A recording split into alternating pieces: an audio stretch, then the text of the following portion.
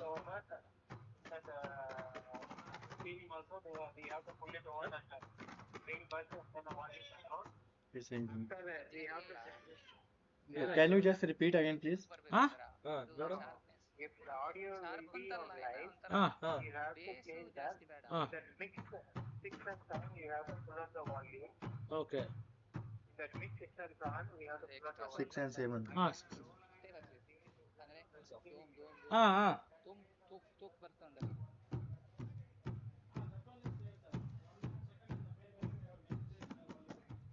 Check करो mobile में show कर रहा है okay it is the big 6 and 7 last ಒಂದು ಯಾರು ನಾವು ಒಬ್ರು ಹೇಳ್ತಾನೆ ಅಲ್ಲ ಹೇಳಿ ಹೇಳ್ಸ್ಲಾ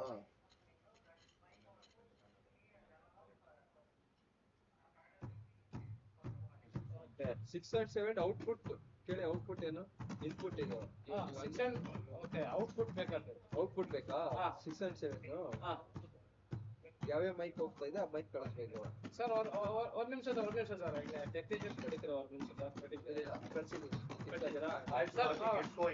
सर आ रहा है चेक करना आवाज आ रही है और लाइव आ गई क्या चलेंगे जी आ गए लगा checking audio is not coming okay ask him audio is not coming audio is not coming manager ಬೇಕಾ it's coming it's coming little time it will take ಹಿಂದೆಂದು ಹೊಡಿತಾ ಉಂಟಾ ಯಾವ್ದೋ ಹೊಡಿತಾ ಉಂಟು ಒಂಥರ ओके शैलेंद्र जी ಅವ್ರೇನು ಎಕೋ ಕೊಡ್ಲಿಲ್ಲ ओके थैंक यू ओके ना okay sir thank you sorry definitely play okay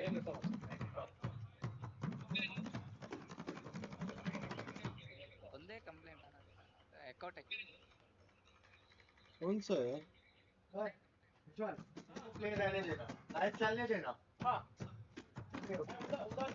कौन सा तो दिखा दो इधर है ना एक्चुअली ड्यूल टोन ಇಲ್ಲ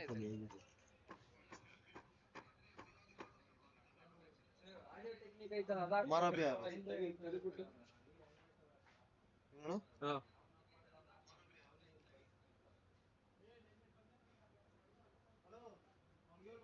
फुल आप लोग देखो आप लोग रिजवान जी हमारा पूरा वॉइस जा रहा है उसकी वाइब्रेशन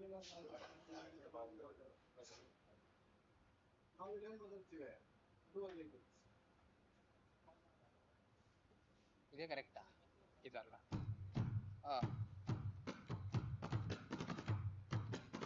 ವಾಲ್ಯೂಮ್ ಸ್ವಲ್ಪ ಕಡಿಮೆ ಮಾಡ್ಬೋದು ಇವಾಗ ಕೇಳ ಏನ್ ಮಾಡ್ಬೇಕು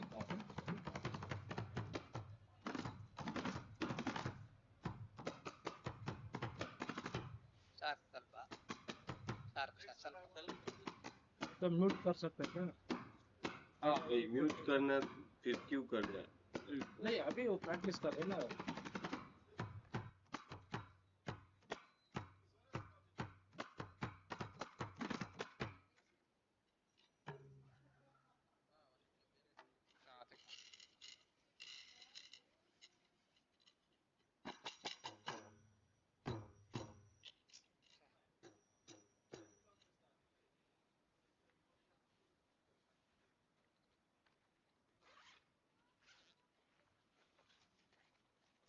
ಒಳ್ಳೇದಾಯ್ತು ಬೇಗ ಬಂದದ್ದು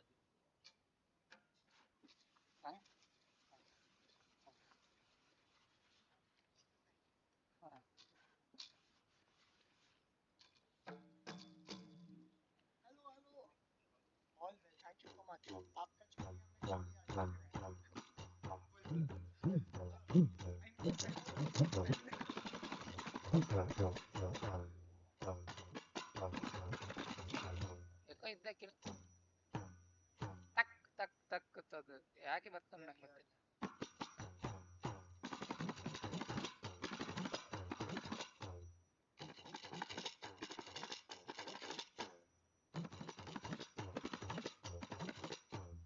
ಎಕೋ ಹೊಡಿತಾ ಉಂಟಾ ಅಂತ ಇಲ್ಲಿಂದ ಒಂಥರ ಫೀಲ್ ಅದು ಏನೋ ಫೀಲ್ ಆಗ್ತದೆ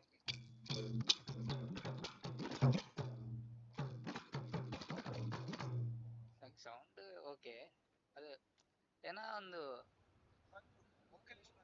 बात करता हूँ वो भी आ रहा है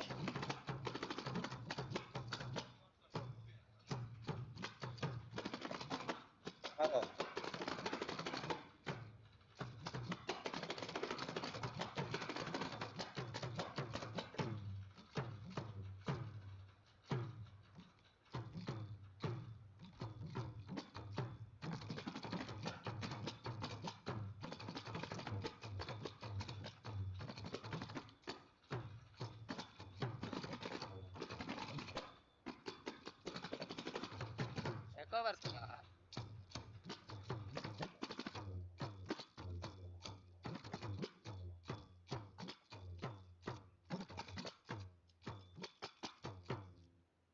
ಎಷ್ಟು ಸ್ವೀಟ್ ಕೇಳಿಲ್ಲ, ಒಂಥರ ಏನ ಎಕೋ ಬರ್ತುಂಟು.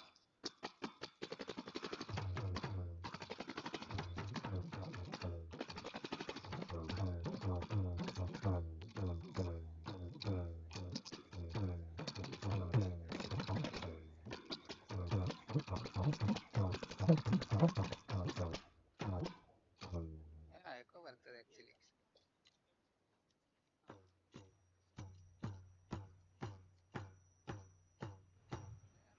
नहीं यार, वो लोग बात करते हैं, वो है, हम लोग बात करते नहीं यार। नहीं आ रहा है ना? अभी अभी आ गए आप म्यूट। हाँ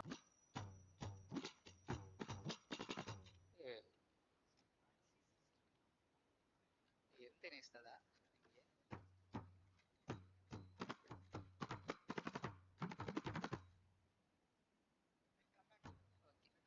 Let them finish.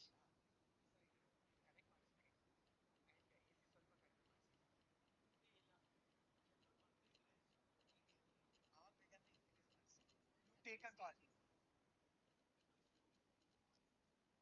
Will fall down. It's good for my Kanjir actually. I am from coastal area. Okay. No worries.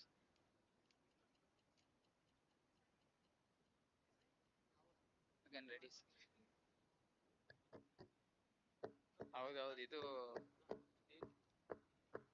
Type ಇದೆ ಒಂಥರ.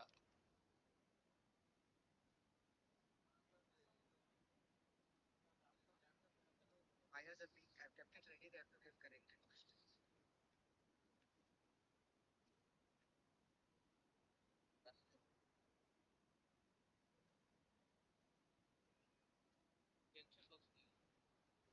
ಕೇಳಬೇಕಿತ್ತು ಅಷ್ಟೇ.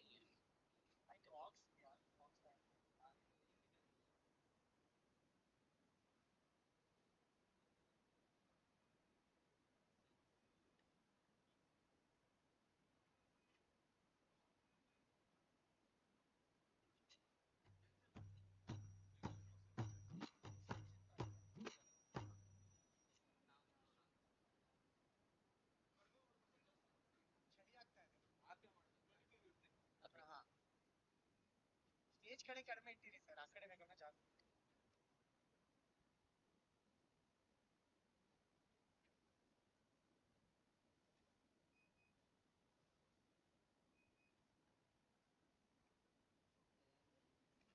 ಬಿಟ್ಟು ಬಿಡ್ಬೋದು.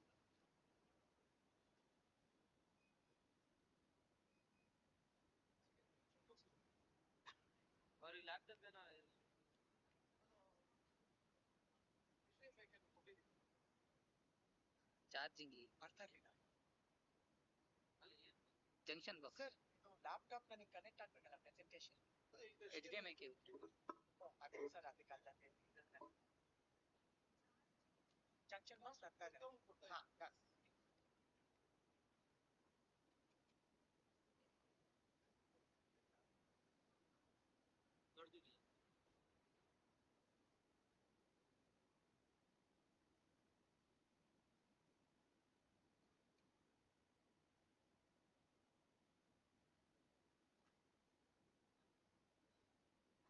ಇದು ಕನೆಕ್ಟ್ ಮಾಡ್ತೀರಾ ಲ್ಯಾಪ್ಟಾಪ್?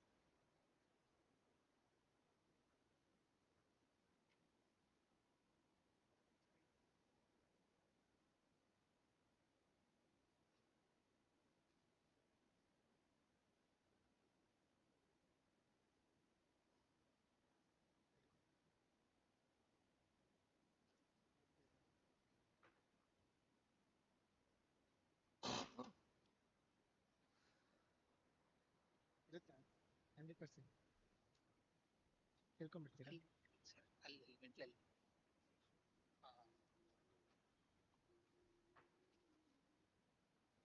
ಅಲ್ಲಿ ಇಟ್ಬಿಡಿ.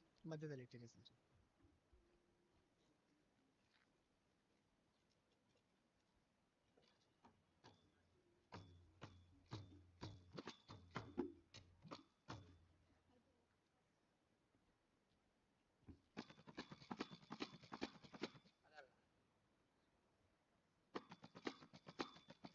ಸರ್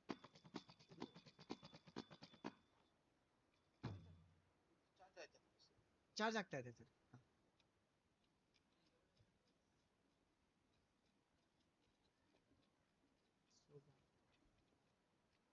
ಗಣೇಶನ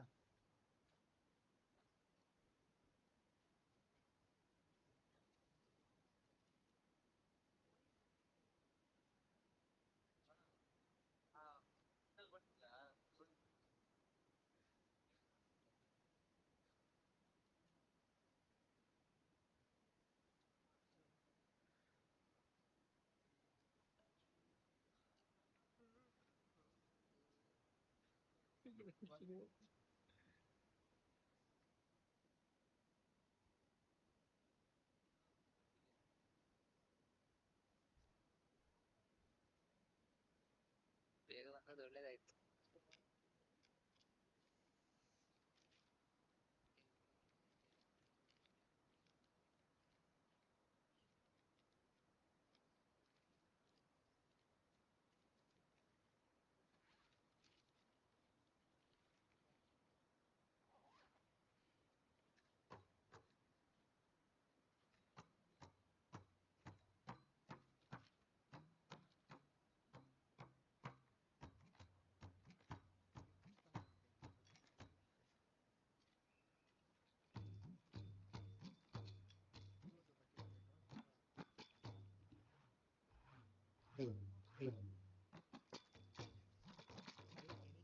स्टेपलर होगा आपके पास ऑफिस में? हाँ मिल जाएगा. Thank you. ये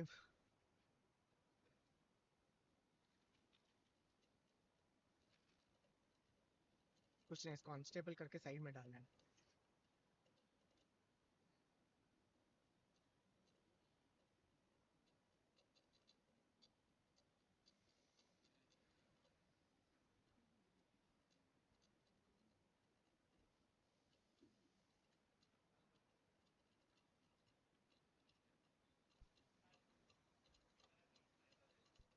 ಇದು ಹಾಡ್ತಾ ಇದ್ದೀರಾ ಚಮತ್ಕಾರ ಬಿಪಾಣಿ ಆಗುತ್ತೆ.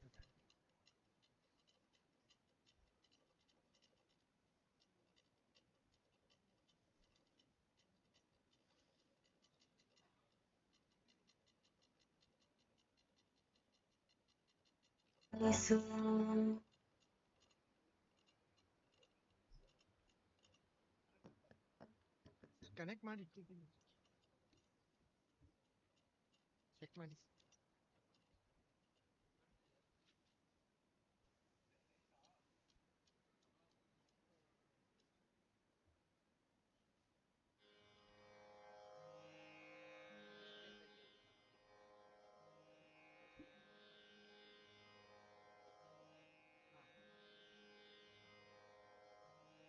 ಗೊತ್ತಾ ನಿಮ್ಗೆ Mac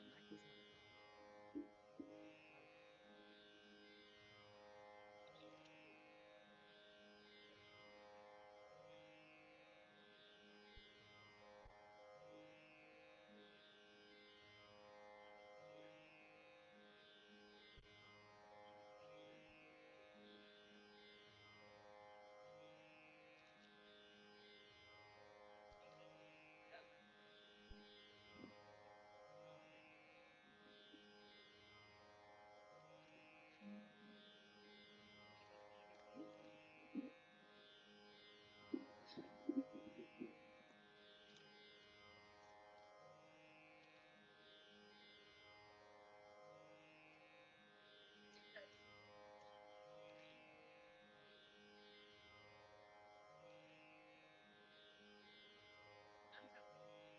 ಯಾವುದು ಸ್ಯಾಮ್ಸಂಗ್ ಯಾವುದು?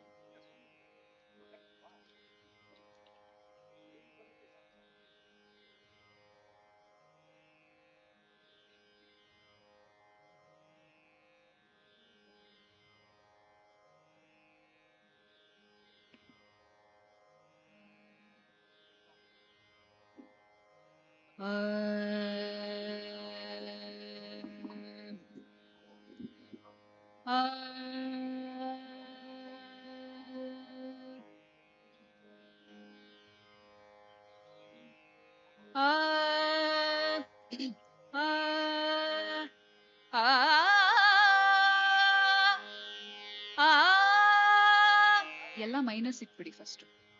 ಎಲ್ಲ ಮೈನಸ್ ಇಟ್ಬಿಡಿ. ಬೇಸ್ ಎಲ್ಲ ಕಟ್ ಮಾಡಿ.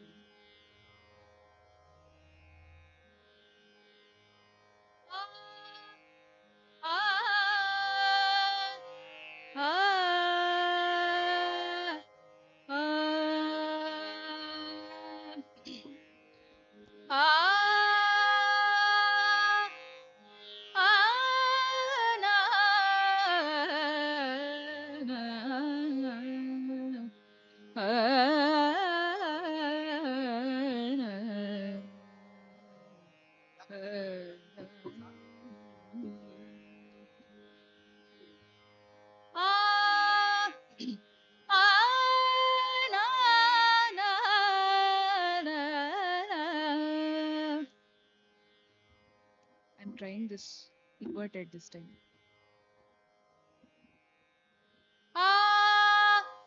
Actually, I'm feeling it.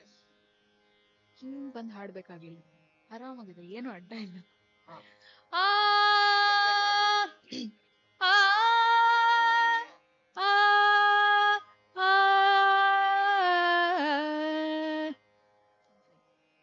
ಸರಿ ಇದೆ ಸರ್.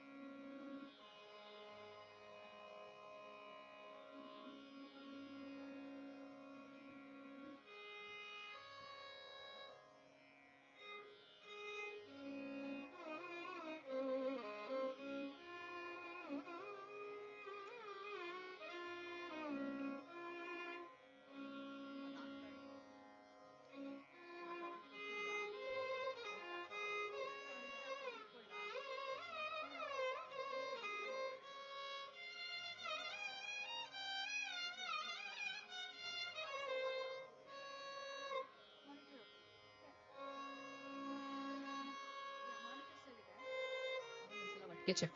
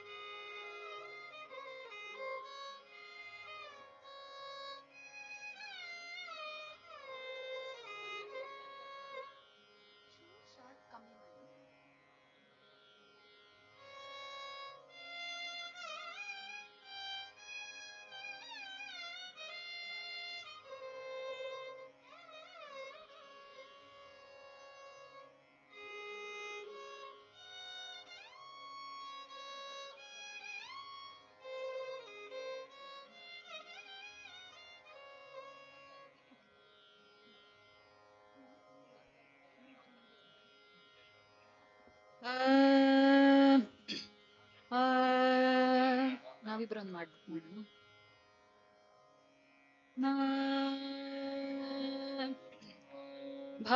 ಭಾವಯಾಮಿ ಗೋಪಾಲ ಬಾಲಂ ಮನಸೇವಿತಂ ತತ್ಪದಂ ಚಿಂತಯೇಯಂ ಸದಾ ಭಾವಯಾಮಿ ಗೋಪಾಲ ಬಾಲಂ ಮನಸೇವಿತಂ ತತ್ಪದಂ ಚಿಂತಯೇಯಂ ಸದಾ ಭಾವಯಾಮಿ ಗೋಪಾಲ ಬಾಲಂ ಗೋಪಾಲ ಬಾಲಂ.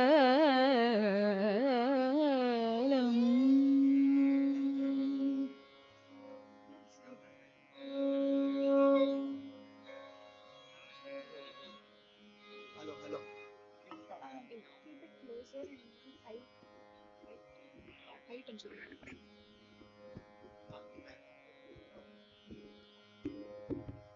ಆನ್ ಆಗಿದೆ. ಹಲೋ ಹಲೋ, ಕೇಳಿಸ್ತಾ ಇದೆಯಾ? ಎಸ್. ಕೇಳಿಸ್ತಾ ಇದೆ ಸರ್, ಕೇಳಿಸ್ತಾ ಇದೆ. ಸ್ವಲ್ಪ ಸ್ವಲ್ಪ ಮುಂದೆ ಮಾಡ್ಬೇಕು.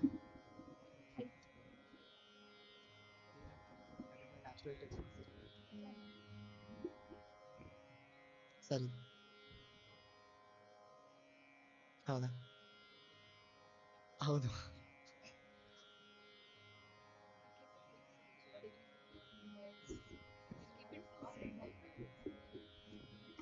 ಸರಿ ಇದೆಯಾ? ಕೇಳಿಸ್ತಾ ಇದೆಯಾ? ನಿಮಗೆ ಕೇಳಿಸ್ತಾ ಇದ್ರೆ ಸಾಕು, ನಾನು ಮಾತಾಡ್ತಾ ಇದ್ದೀನಿ. ಇವ್ರದ್ದು ಕೇಳಿಸ್ತಾ ಇಲ್ವಾ? ರಿವರ್ಬ್ ರಾ ಇಟ್ಟಿರಿ ಅಷ್ಟೇ. ವಾಯ್ಸ್ ಸ್ವಲ್ಪ ಸೌಂಡ್ ಕೊಡ್ಬೇಕಂತ ಹೇಳ್ತಾ ಇದ್ದಾರೆ. ಫುಲ್ ಮಫಲ್ಡ್ ಇದೆ ಅಲ್ಲ, ಎಕೋ ಬರ್ತಾ ಇದೆ. This also, see, it is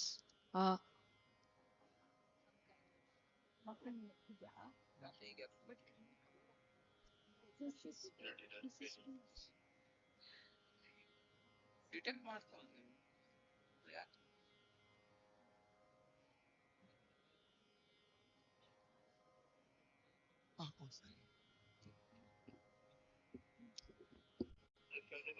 ನಮಸ್ಕಾರ, ಕೇಳಿಸ್ತಾ ಇದೆಯಾ? ಮಾತಾಡ್ತಾ ಇರ್ಬೇಕಾ?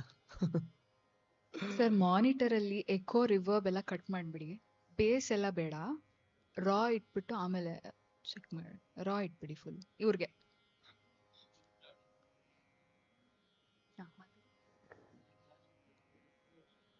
ಕೇಳಿಸೋದಿಲ್ವಾ?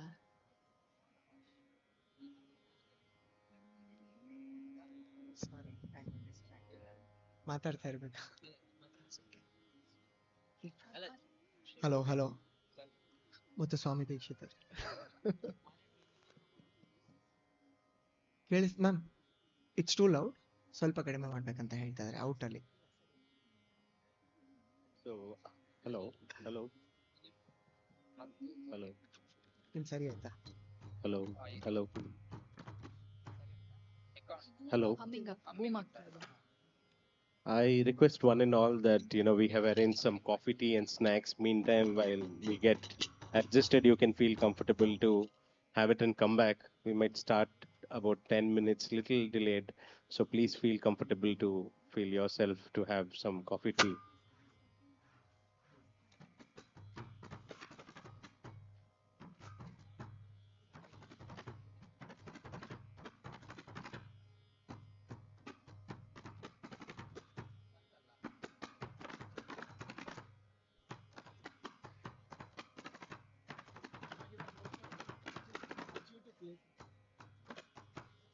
ನಿಮ್ಗೆ ಲ್ಯಾಪ್ಟಾಪ್ ಅಲ್ಲಿ ಅಲ್ಲ, ಅವ್ರು ಕನೆಕ್ಟ್ ಆಗಿದೆ, ನಿಮ್ಗೆ ಲ್ಯಾಪ್ಟಾಪ್ ಅಲ್ಲಿ ಅಲ್ಲಿ ಕಾಣ್ತಾ ಉಂಟು ನಿಮ್ಗೆ ಕರೆಕ್ಟ್ ವರ್ಕ್ ಅಲ್ಲ ಸ್ಟಕ್ ಅಲ್ಲ, ಇದೇನೋ ಹೋಮ್ ಪೇಜ್ ಅಲ್ಲಿ ಉಂಟು. ಅದೇನ್ ಗೊತ್ತಿಲ್ಲ, ಅದು ಸೆಟ್ಟಿಂಗ್ ಅಲ್ಲಿ ನೀವು ಪಾಸ್ವರ್ಡ್ ಹಾಕಿ ಸೆಟ್ಟಿಂಗ್ ಚೇಂಜ್ ಮಾಡಲ್ಲ ನೀವು.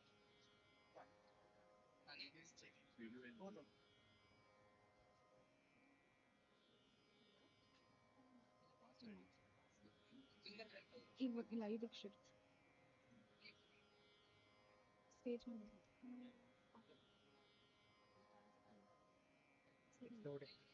ಈಗಷ್ಟೇ ಅಲ್ಲಿ ಕಾಣಿಸ್ತಾ, ಹಿಂದೆ ಕಾಣಿಸ್ತಾ ಇದ್ರೆ ಸಾಕು. ಓಕೆ.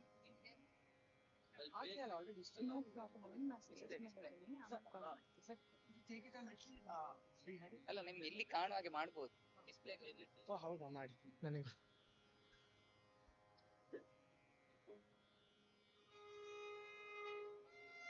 ಹಾ, ಸಾಕಾ?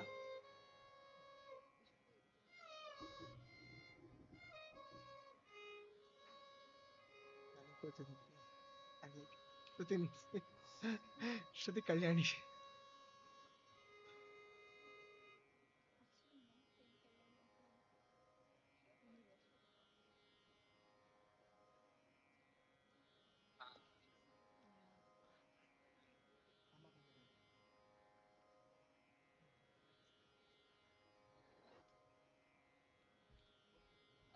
ನಂದು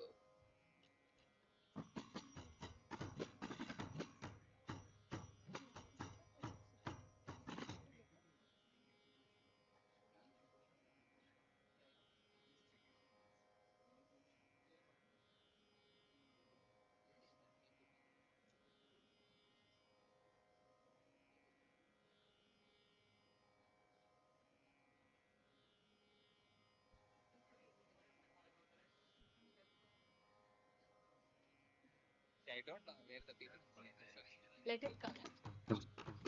Check. 1, 2. Check. Hey. Okay. Okay.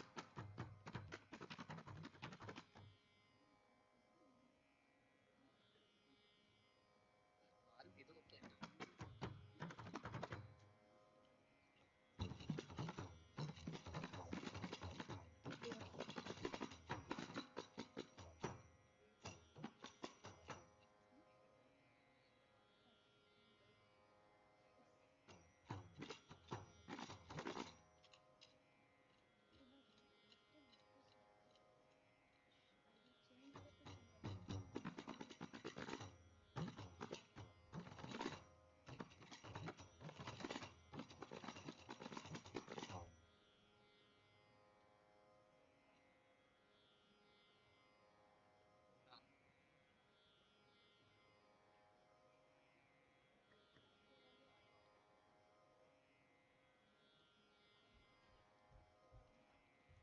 ಉಂಟಲ್ಲ PPT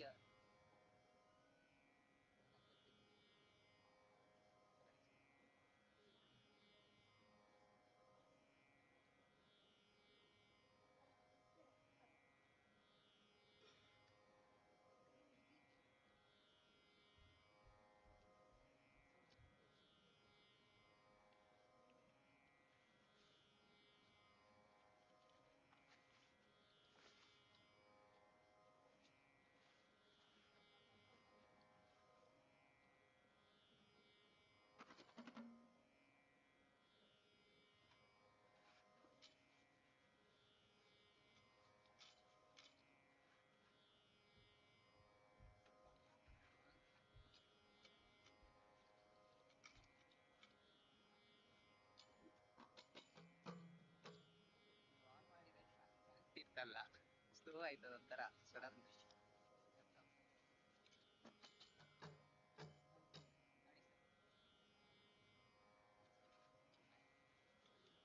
ನೀವು ಅದನ್ನು ಪ್ರೆಸೆಂಟೇಶನ್ ಅಲ್ಲಿ ಓಪನ್ ಮಾಡಿ.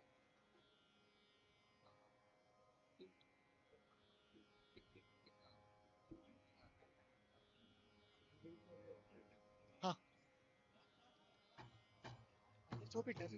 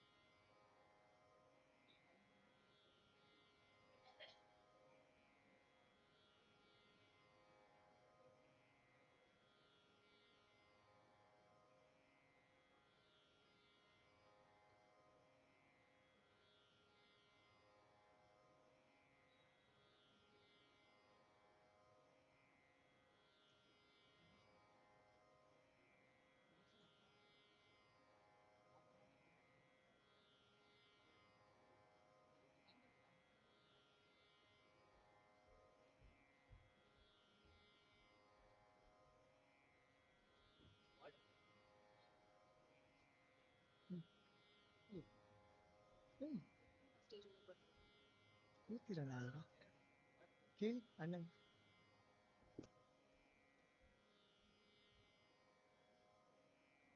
ಈ ವಾಟರ್ ಬಾಟಲ್ ಎರಡು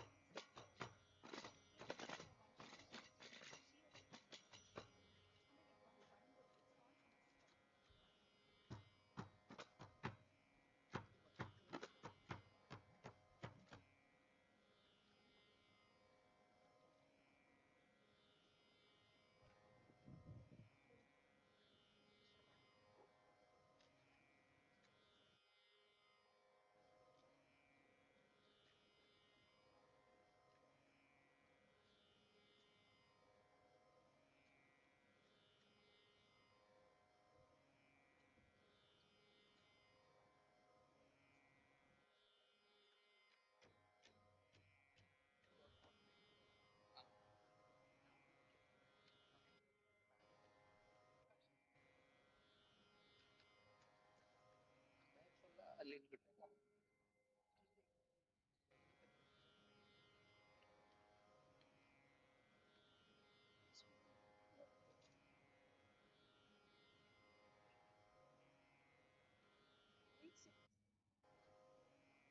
ಅಷ್ಟೇ. ಕಳಿಸ್ತಾ ಇದ್ದೀನಿ. Can you send all the names? Yes. Because there's already enough clutter. Okay.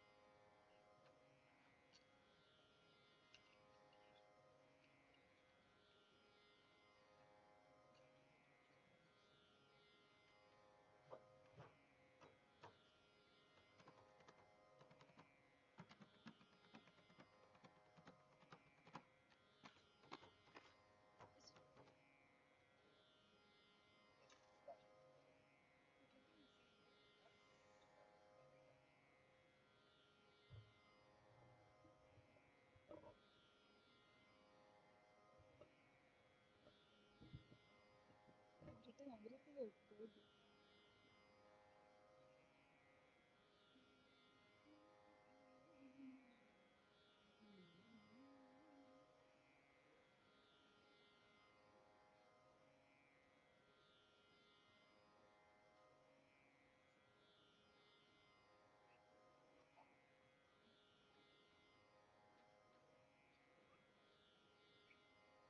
How will you forget? Look at you.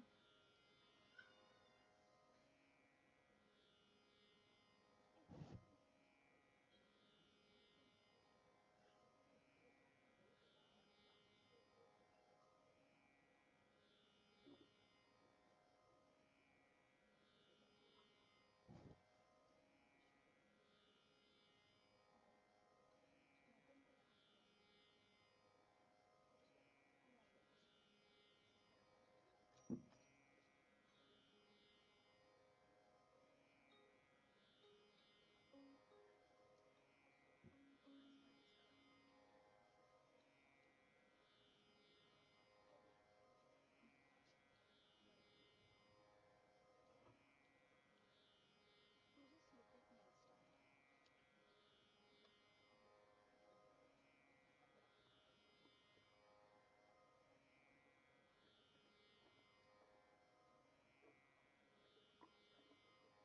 Okay.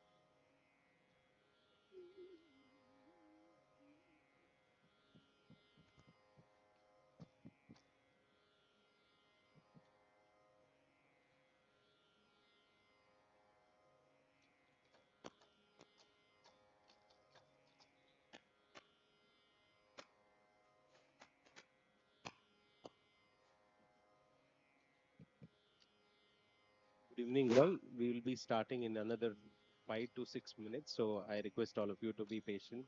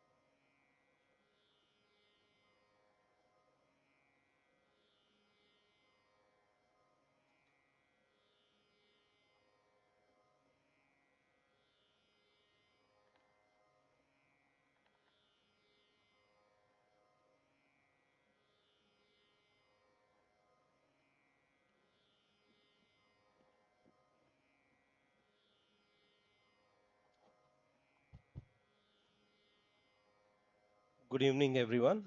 On behalf of National Gallery of Modern Art, Bengaluru, Ministry of Culture, Government of India, in collaboration with the Ganesh Swami Foundation, I'd like to extend a warm welcome to all of you for this very special event commemorating the 250th anniversary of legendary Muthuswami Dikshitar.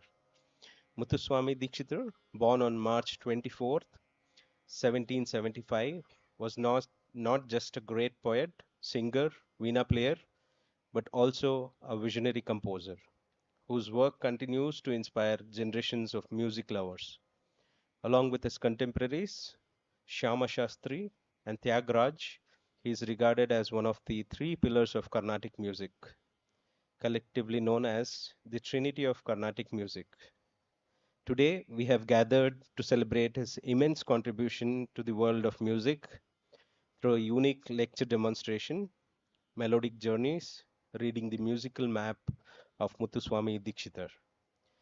This event will take us on a journey through Dikshitar's compositions, exploring not only his deep connection with places he visited, but also how he blended different musical influences, both Indian and European, into the rich fabric of Carnatic music. His compositions reflect the profound relationship he had with geography, culture, and people he encountered, while also revealing his groundbreaking work in bridging cultural dividers in music. This evening, we'll feature an exciting performance with Preet Kona as a narrator, Smruti Bhaskar on vocals, C.V. Shruti on violin, and Sumukh Karanath on kanjira. Together, they will illuminate the musical brilliance and visionary legacy of Muthuswami Dikshitar. Now, I request the founder of the Ganesh Shivaswamy Foundation, Mr. Ganesh V. Shivaswamy, to kindly introduce the narrator and the musicians and the vocalist. May I request, please?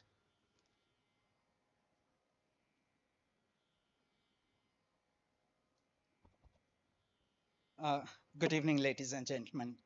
It is indeed an honor to introduce the presenters for this evening. I take the liberty of beginning with Sri Sumukh Karanth, who will be on the Kanjira this evening.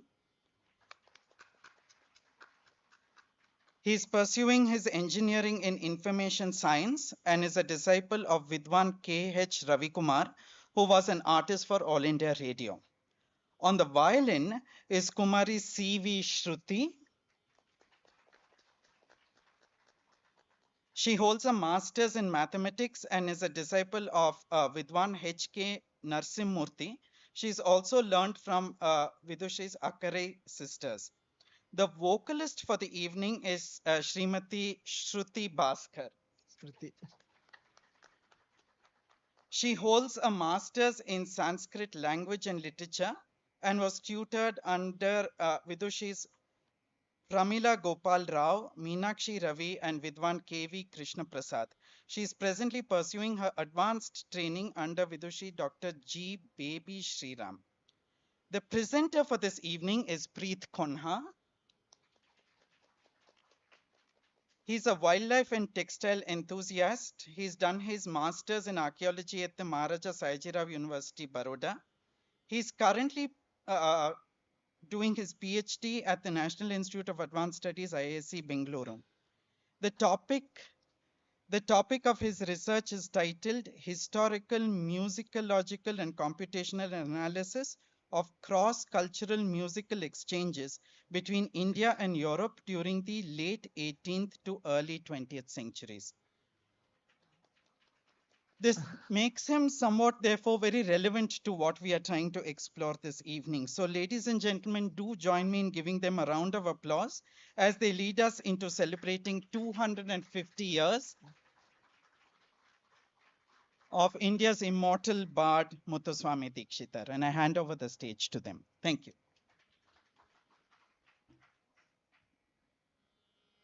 Thank you, Ganesh ji. Before we start, I have a few announcements. The front door will be closed. So if you would like to exit, please use the backside doors. And we have the toilets on the behind the auditorium. Please feel free to use. And I request all of you to kindly put your mobile phones on silent or switch it off. And also uh, the program, the event is going live on YouTube. If you couldn't bring or the friends you have recommended couldn't have come here, please you can refer them. You could look up the YouTube channel NGMA Bengaluru. If you type it, it shows up there. So please follow us on Facebook and Twitter. Thank you.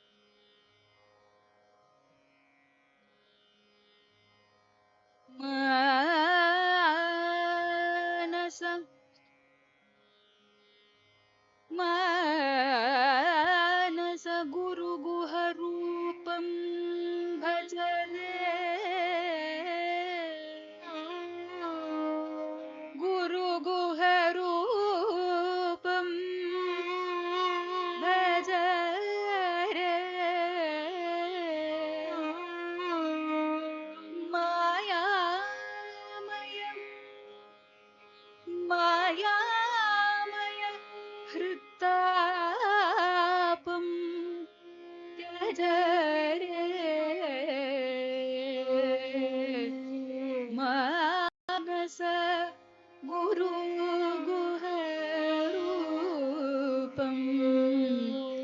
भज रे.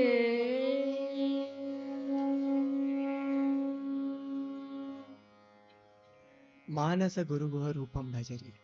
O mind, worship Guru Guha or Guru Guha Swarupa. Here, it could mean Guru Guha, who's Muthuswami Dikshitar himself, or his Aradhya Daiva, who's Subramanya Swami.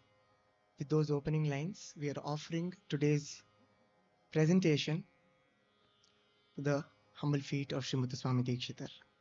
Sarvarigu Namaskara, Endaro Mahanubhavalu Andariki Vandanamulu. On behalf of our team, our salutations to everybody present here today on the Sunday evening. We're going to start this lecture demonstration, which could be slightly academic. We're also trying to not make it very academic and appealing to people across interest groups. We've titled it Melodic Journeys, Reading the Musical Map of Muthuswami Dikshitar. Melodic journeys, we're looking at melody, we're looking at journeys. How did different musical genres journey into Dikshitar's music making and the little journeys that he undertook to different places, and how did it end up shaping his compositional structures, and how did it contribute into the larger framework of Carnatic music. With this, there is a brief presentation. Listening to us, there is going to be a lot of storytelling, a lot of music that would start with this. We're looking at journeys of Muthuswami Dikshitar. In this map that you'll see behind, there are 4 important places. I would start with somewhere in the between, that is Tiruvarur. That's the birthplace of Sri Muthuswami Dikshitar. And then the first journey he takes is to Manali, where the patrons of the Dikshitar family live. At that time, it was Muthu Krishna Mudaliyar. And from Manali, he travels to Varanasi. And from Varanasi, during his stay, it is believed that he also traveled multiple places in the north, coming back to Manali and then finally to Tiruvarur, that's his hometown. And he has his sojourns across southern India.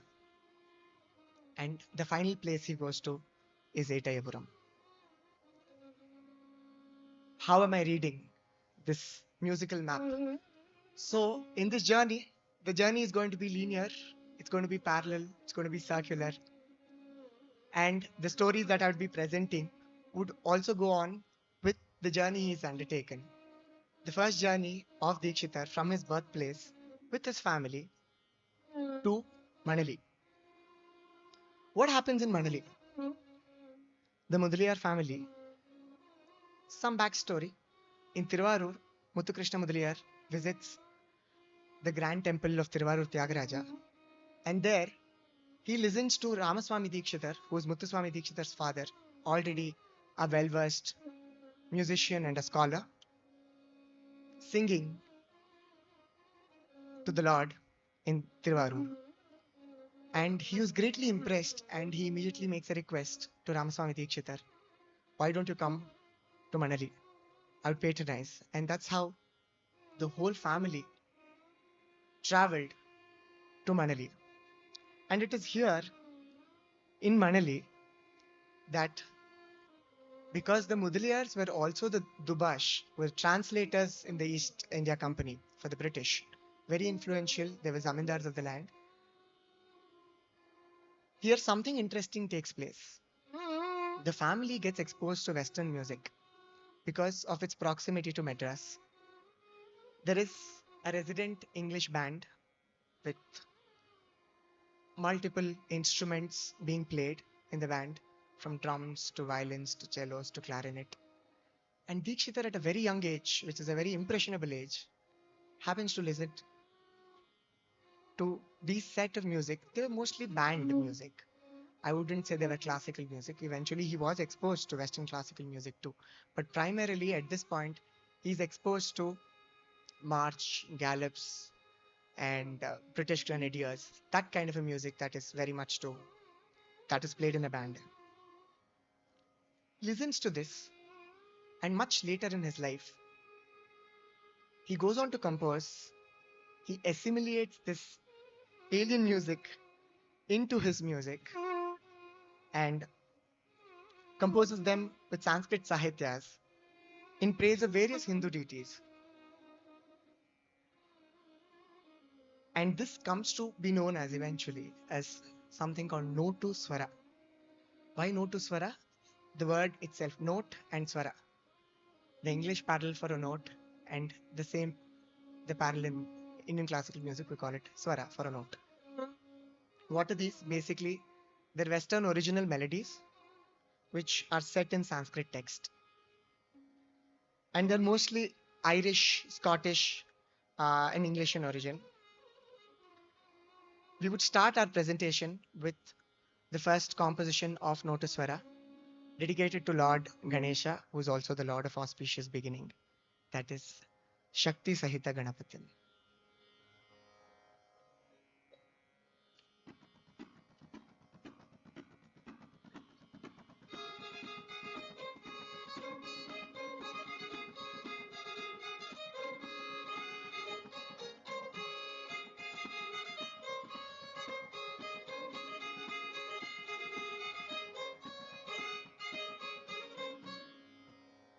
शक्तिसहितगणपतिं शङ्करादिसेवितं विरक्तसकलमुनिवरसुरराजविनुतगुरुं शक्तिसहितगणपतिं शङ्करादिसेवितं विरक्तसकलमुनिवरसुरराजविनुतगुरुं भक्ताळिपोषकं भवसुतं विनायकं भक्ताळिपोषकं भवसुतं विनायकं मुक्तिप्रदं भूषितं रक्तपदमुज भावयामि भक्ताळिपोषकं भवसुतं विनायकं मुक्तिप्रदं भूषितं रक्तपदमुज भावयामि.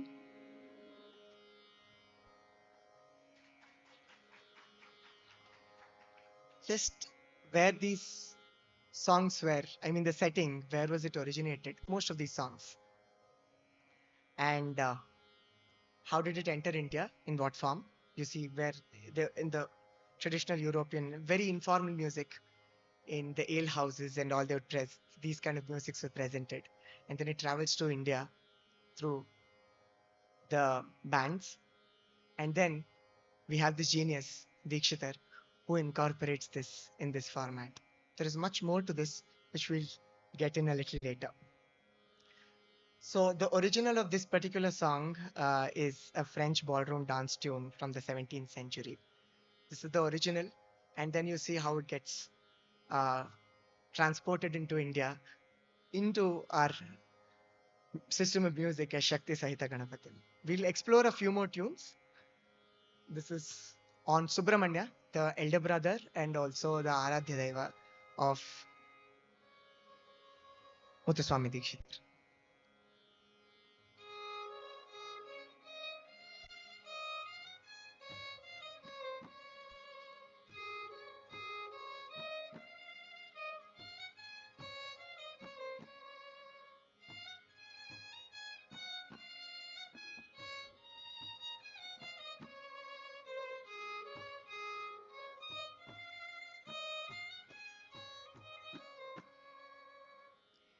Subrahmanyam सुरसेव्याब्जपदसुन्दर वदनं सुकुमारम् अतुललावण्यं शुभगात्रं शुभकरनेत्रं सोमात्मकमाश्रित कल्पभूरुहं सुरगुरुगुहं सुरराजविधिविनुत सर्वज्ञं सोमत्यचिन्तय गुरुनाथं शुभगात्रं शुभकरनेत्रं सोमात्मकमाश्रित स्वाज्ञानवितरणपण्डित साधुजनसूनृतवचनं Subrahmanyam सुरसेव्याब्जपदसुन्दर वदनं सुकुमारमतुललावण्यम्.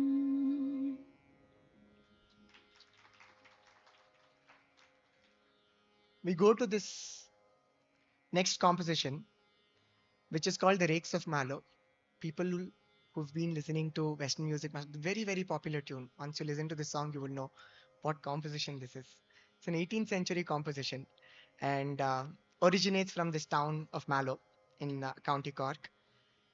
And it's called Rakes of Mallow. Rake is an old Icelandic word deriving from this word recall, which means wandering and which has an unsettling feeling. You will see this in the music also. So this travels, the earliest written records go back to late 1700s from Scotland, where we get the staff notation for this music, though it is early in 1700s, 1730s that it is believed to have been originated. This is Rakes of Mallow.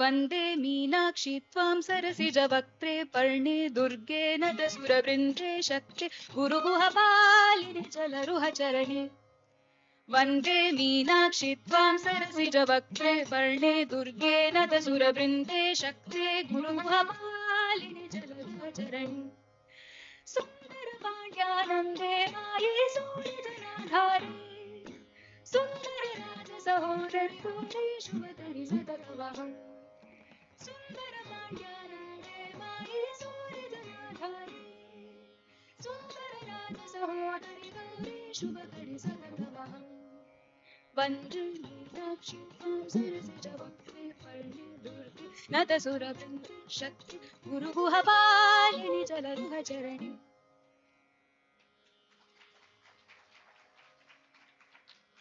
What's interesting is also that this tune just didn't manifest as Vande Meenakshi. It traveled to different parts of the country also and took up various forms. There is a version that we have from Lahore. There is a version we have from Bengal, which is again, it goes Indi, Bindi, Shindi, Dujanat, it goes the same way.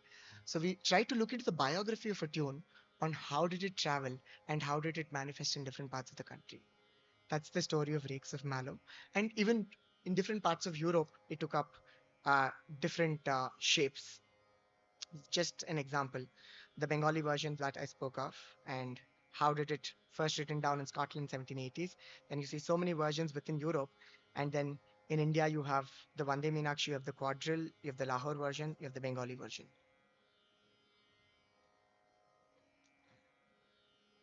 We'll go to one last composition, that is Santatam Pahimam Sangita Shamale. This particular melody was very popular across the country again. This was the British anthem. There is a long story. I'll not be getting into it because it has various tentacles as to how did it spread, what are the influences.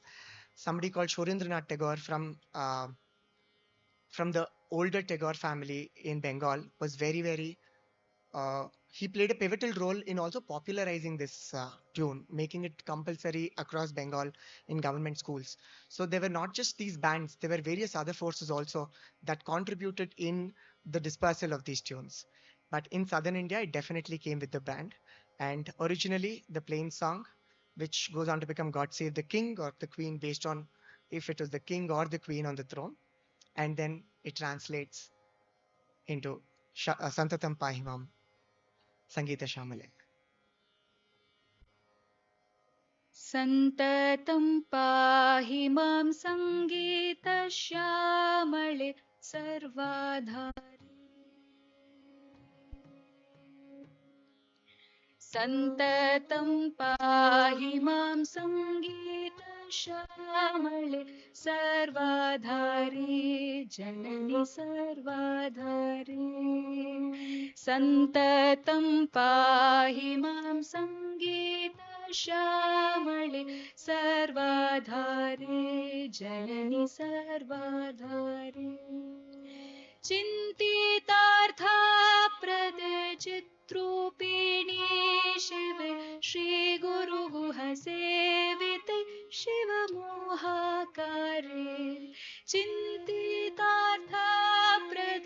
चित्रूपिणी शिवे श्रीगुरुगुह सेविते शिवमोहाकारे सन्ततं पाहि मां सङ्गीतश्यामळे सर्वाधारे जननि सर्वाधारे सर्वाधारे जननि सर्वाधारे सर्वाधारे जननि सर्वाधारे.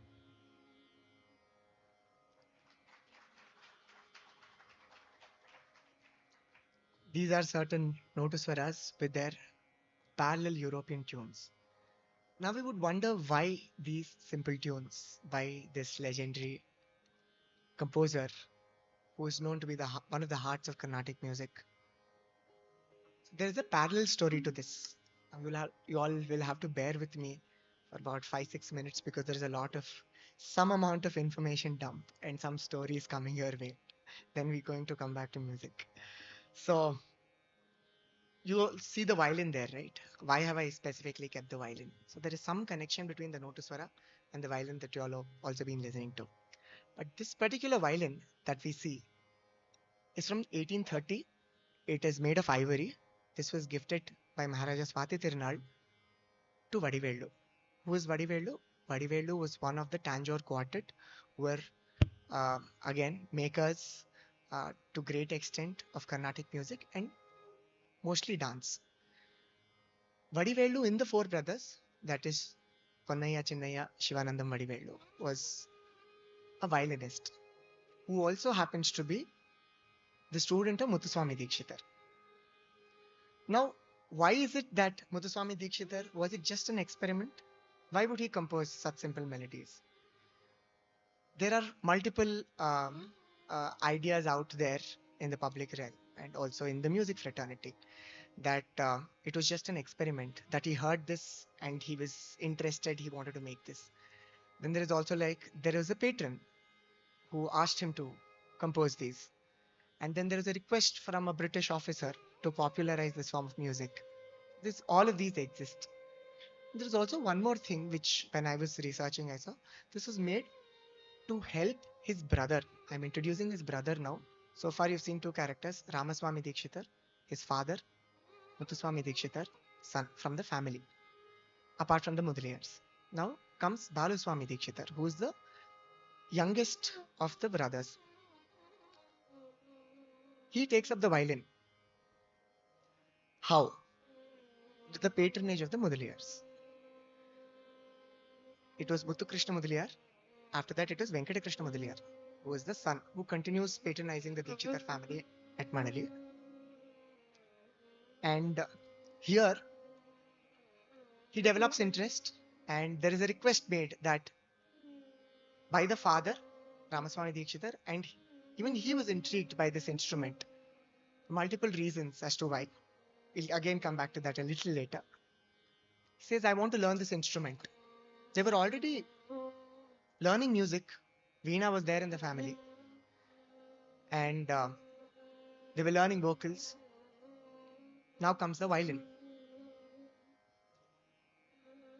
There is this Englishman called Colonel Brown who was appointed to teach violin to Balaswamy Dikshitar. Now, continuing on this particular thread, that it was probably made to help the brother Balaswamy Dikshitar adapt the violin faster.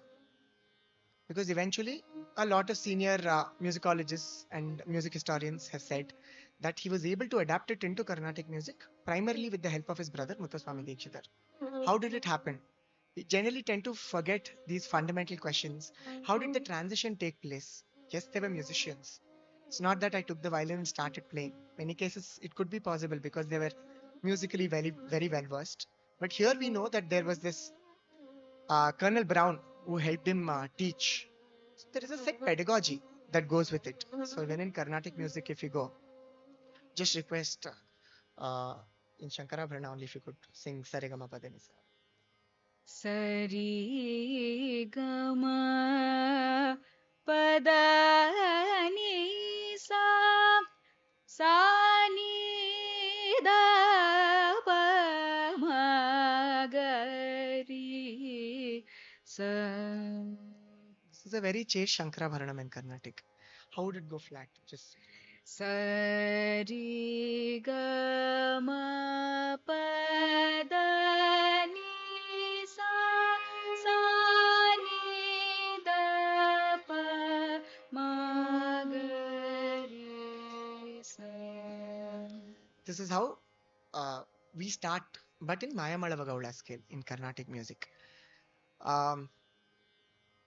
With it starts with Sarigama Padanisa, that's called Sarale Verse. Then we have Jante Verse, Sasare Rigadam. And then we have basic lessons called Geetams, Chatiswaras. Then we progress to something called Varanas, then Kirtanas, and goes on. That's the journey, irrespective of what melodic instrument you're learning. It could be your work, you're learning voice, you're learning the instrument violin, it could be the veene, it could be the flute, any of these instruments. So there is a set pedagogy that is being set in each system of music.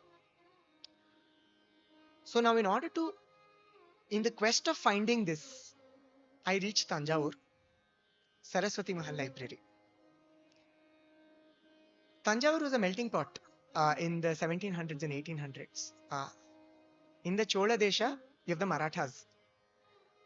People who have seen the more recent movie Chhawa, the Marathas did go until south. Not many people might be aware that one branch continues to live in Tanjavur.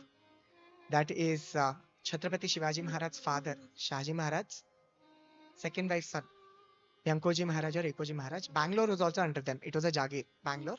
And then the family moved to Tanjavur. So, big political history, will not get into it.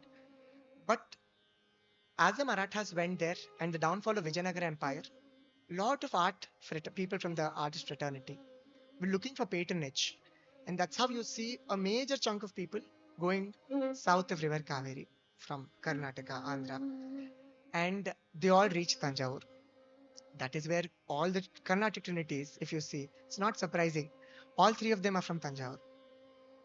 Tyagaraja Swami, Shama Shastri, and Dikshita. Dikshita is the youngest in the trinity. In this journey, in this quest for finding an answer, I reach Tanjavur. And in Tanjavur, in the Saraswati Mahal Library, I request for all the manuscripts that Sarfoji Maharaj, Sarfoji the second, because it was in his court in the late 1700s and early 1800s that most of Carnatic music, Bharatanatyam, got codified, especially Bharatanatyam. A lot of Yakshaganas were written, a lot of musicians were patronized. They had a resident English band. Because they were Marathas, they were Hindustani musicians, and because they were in the heart of Tamil Nadu, they were Carnatic musicians. Couldn't have got a better place than this, where all these musical cultures came together and interacted. That led to something beautiful. What is it? So when I went through the archival material, I came across a lot of books from the late 1700s and early 1800s that were presented to Sarfoji Maharaj or his court musicians at various occasions. Series of, I must have gone through at least about 200-300 books there, and a lot of written manuscripts also. In that, there is a huge chunk which were imported, or as I told you, were gifted to the king or the court musicians. This collection of books, I saw there are these set of books called self-learning books.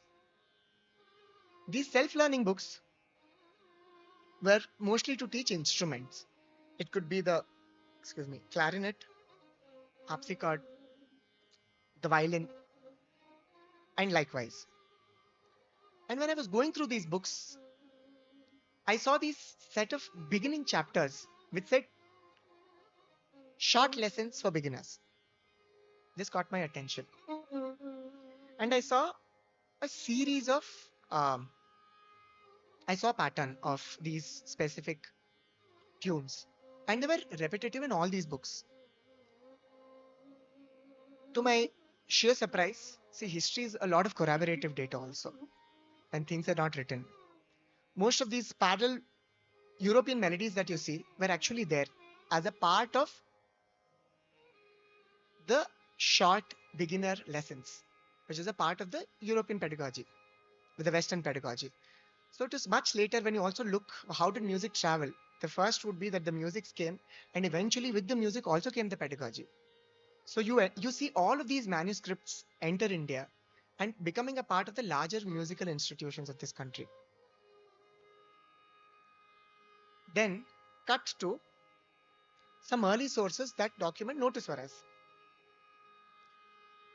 Thanks to my supervisor, she's here in the audience today, Dr. Rasti. This particular manuscript doesn't exist in the government museum in Chennai anymore. She had scanned this about 2 decades ago with her professor, Dr. Mar. So this is the earliest records that record these notice for us from 1833. And these are classified as Jati Swaramulu. A lot of people think this was written by Dikshitar. No, they were popularly in vogue. It is written, I'm not sure if I've included that here. Towards the end, if you see, it's written in Telugu. Gives a date. It is written by Kuppaya Sheshaya. And it is written in 1833. And it goes on to document a set of about 12 Sanskrit verses with their parallel English. Let us lead a life of pleasure, quick march, British Grenadier, the same. And about 8 Telugu pieces in this. And then the first, that is just the Sahitya. We don't have that with the notation. Then the first record that comes with notation is Chinnaswamy Mudaliar, who is the next generation now, who was the patron for Subbarama Dikshitar. That is Baluswamy Dikshitar's adopted son. Here we see in the miscellaneous section, quasi-European airs. There are about 6 airs that have been documented along with the staff notation for this music. Then, sorry. I thought I had an example. Anyway, then we come to a book called Prathama Abhyasa Pustakamu, which is written by Muthuswamy Dikshitar's younger brother, Baluswamy Dikshitar, his adopted son, Subbarama Dikshitar. Now, why am I again reiterating this lineage is the most authentic understanding would come from him, because Muthuswamy Dikshitar did not have a son. And Subbarama Dikshitar goes on to collate all the musical, most of it, into multiple books. There is Sangeeta Sampradaya Pradarshini, then we have Prathama Abhyasa Pustakamu. In this Prathama Abhyasa Pustakamu, again, the name itself, Prathama is first, Abhyasa is learners, Pustakamu is the book. So the first beginner's lessons and this first beginner's lessons of Carnatic music, where Subbarama Dikshitar gives place for these tunes coming into it. Talk a lot for itself. And this inherent pattern that I saw, they were invariably the same tunes. So the question also goes on, why again, or why only this much? Because see, there could be multiple interpretations. The violin was a portable instrument. It was capable of holding on to a note for a longer period of time. Compact. You're able to reach all the styles in a very short space. I mean, it's not like the Veena that the very famous Vainika Jayanti Kumareshi says that you will have to take an aeroplane, a train, and 2 buses to reach from one sa to other sa. That is not the case with the violin. So they're able to foresee all of this. And this instrument, which was not Indian, was slowly getting adopted into Carnatic music. And to help learn the brother, to help him memorize these beginner's lessons, was where these tunes came into help, where he set them to Sanskrit lyrics, helping the learning faster. And that facilitated the violin into Carnatic. Why didn't it progress further? Correct. It's because they were already great musicians. They understood the vocabulary of playing the violin. And much later, the instrument also underwent certain changes in terms of the structure of the way we are holding and playing it. And the tuning of the strings also. And they were able to easily play complex melodies. And that's how it found its way into Carnatic music. And this is one of the biggest contribution of Dikshitar or the Dikshitar brothers to Carnatic music. A non-Indian, a non-native instrument making its home into Carnatic music. Today, no Carnatic classical musical concert would be complete without a violin. But 200 years ago, this was not the case. So these are just some of the examples. One of the manuscript where I just saw the violin, it is called the fiddle. And then these are parallels from the one on the left, which is Avudiraje Manam. And then the right one is from Prathama Abhyasa Pustakamu, Avudiraje Manam. And the other one on this side, it is Shamale Meenakshi, gotten in certain comparisons. And this is British Grenadier from new edition of Loggia's Introduction to the Art of Playing the Royal Kent Bugle. This is manuscript 39 by Clementi London, taken from the Saraswati Mahal Library. And the other side is 1833 manuscript where British Grenadier is there. So this is the change it underwent structurally. And this is the preamble in Subramanya Dikshitar's Prathama Abhyasa Pustakamu, where he clearly says that these notuswaras were earlier called Jatiswaramulu, and this very simple, and it is great for beginners either on the vocals or on the veena. That's the translation. And much later, this trickled down actually into the pedagogy of Carnatic music. How? So this particular, it's a private manuscript. They're two sisters, Yagamal and Vedavalli, from early 1900s. This manuscript is from, I think, 1912 or 1918. In this particular manuscript, there are 60 English notes. This is a normal, like how we all would have gone to our music teacher to learn. There are 60 tunes that mostly repetitive also, but in different way, Tishra, Chaturashra, with minor differences. So by 1900s, you see that it is already into the larger frame of the Carnatic music pedagogy. And this is again my supervisor, Dr. Rajani's great grand aunts. So thankful to her for most of these records that are there that helped me complete this research also. So these are those two sisters who've recorded these 60 tunes. And some interesting representations of this is Mummudi Krishnaraj Vodiyar. In this, I'm not sure if it's clear. If you see, if my arrow is visible, if you see, there is a man holding a violin here. At that point, I think the person who was painting it didn't even know how the violin was held because it's still getting introduced into the space of Carnatic music. This is from Tanjore, a Notch party, 1830s. Still better, I would say. All from Victoria Albert Museum collections. And then, I'm sorry, this is atrocious, the way he's holding it. He clearly had no idea how the violin was played. So he just made sure. But what is interesting, if you all would have noticed, even here, in the space of, you see, a Notch who's dancing, Sadir, Bharatanatyam, you see that there is, at the back side, there is a bagpipe, and here there is a violin. And here, again, there is a bagpipe and there is a violin. So the very question of classical, I'm not going to allow this. I think boundaries were much more flexible and fluid back then. Dikshitar is the best example. So now we've done with one major part, which is a part also of my research, which recently got published in the South Asian Journal. And I'm happy to be presenting it here today after this. It was published last month. Now from the Western influences, now we go to the next journey of Dikshitar. As I said, it could be linear, it will be parallel, it will be circular. Now we go a little ahead. So we saw about how he had Western influences as a kid, goes on to compose these. And now from there, from Manali, he travels to Varanasi.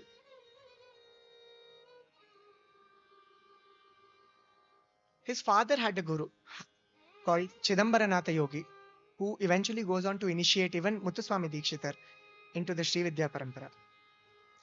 So what happens when they were in Manali, still very young, in his teens, Muthuswami Dikshitar. Chidambaranatha Yogi arrives. Chidambaranatha Yogi was also the patron saint for the Mudaliyars. The yogi requests the father, Ramaswamy Dikshitar, to take his son, Muthuswamy Dikshitar, on a journey to Varanasi. Ramaswamy Dikshitar was very hesitant. At this time, we see Venkatakrishna Mudaliyar, who intervenes and says, and recollects the story of Dasharatha and Vishwamitra. He says that when Vishwamitra came asking for help and asking his young boys to be sent to protect the yajna, he was very hesitant. He says, after a lot of parishrama, shrama, puja, punaskara, I was able to have this child. I'm not going to be sending him to the jungles and that too to fight against the demons. And it was Vashishta Muni who actually intervenes, and something similar happens here. We have Venkatakrishna Mudaliyar who says, I think you have to leave him. And there starts the journey of Dikshitar towards Varanasi. And on the way, goes on to multiple kshetras, finally reaching Varanasi. Now, Varanasi, Kashi, Banaras. Again, a place very close to my heart, and I'm sure to most of us. When you talk of pilgrimage, when you talk of a sacred site, I think the first thing, Kashi ke hogana. Kashi is the place. And now with the recent Mahakumbh, everybody is gone. It's all about Kashi. I mean, people who've not even thought about it, I think, should have gone visited Kashi and come back because of the Kumbh. They went till for Prayag, but made sure that they also visited Kashi and came back. Kashi has got, the Kshetra has got that power, I would say. So here, goes, settles, has a daily routine where he's learning from his guru, gets initiated in Sri Vidya Upasana, learning various shastras, and also learning Hindustani music. Now, Banaras, if you look into this period of 1700s, was the Gad, was a fortress for Drupad Sangeet. Even to this day, there's a lot of khayal, but even to this day, there is a lot of Drupad Gayan that happens in it's one of the oldest forms of Hindustani Sangeet. This form of music is inspired from the Veena, which already Dikshitar is learning. So it's something different. It's very, very meditative, very contemplative, lot of means, lot of elaborations of raga. It uses multiple syllables like R, R, E, Nom, Tom, such, and would mostly not have Sahitya also. And this ended up influencing Dikshitar. He had a good 5 to 6 years of exposure to Hindustani music, which again later we get to see in his music.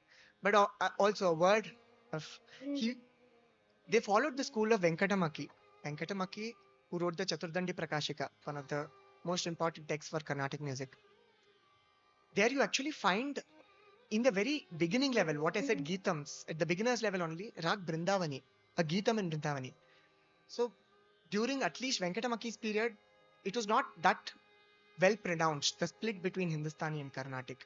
There are a lot of Hindustani ragas in Carnatic that probably changed its Swarupa altogether, but a lot of ragas were revived to its original form by Dikshitar into Carnatic music.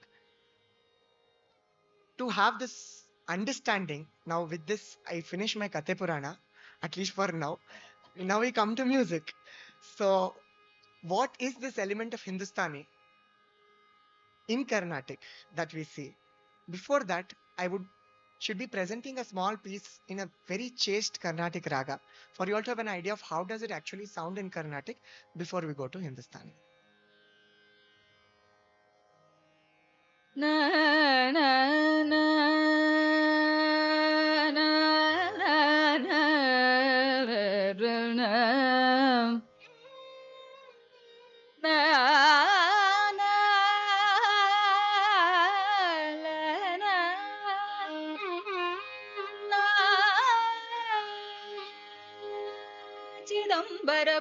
सर्वेश्वरीं चिदग्निकुण्ड सम्भूत सकलेश्वरीं शिवकामेश्वरीं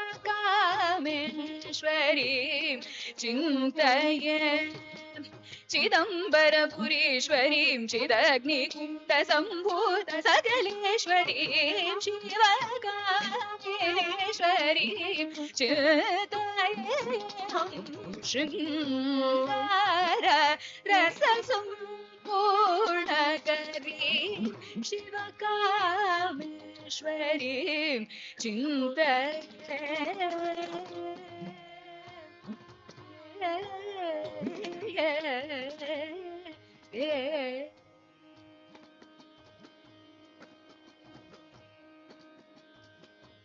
सरी गम पदनी सा सानी दा मगरी सा. This was a chaste Kalyani, again a composition of Muthuswami Dikshitar. Before I jump into Yaman, the next raga that would be presenting, I would want to remark about T.L. Venkataramayar, again one of who's actually done a very thorough study on the life of Dikshitar. One of my most important sources also. T.L. Venkataramayar in 1931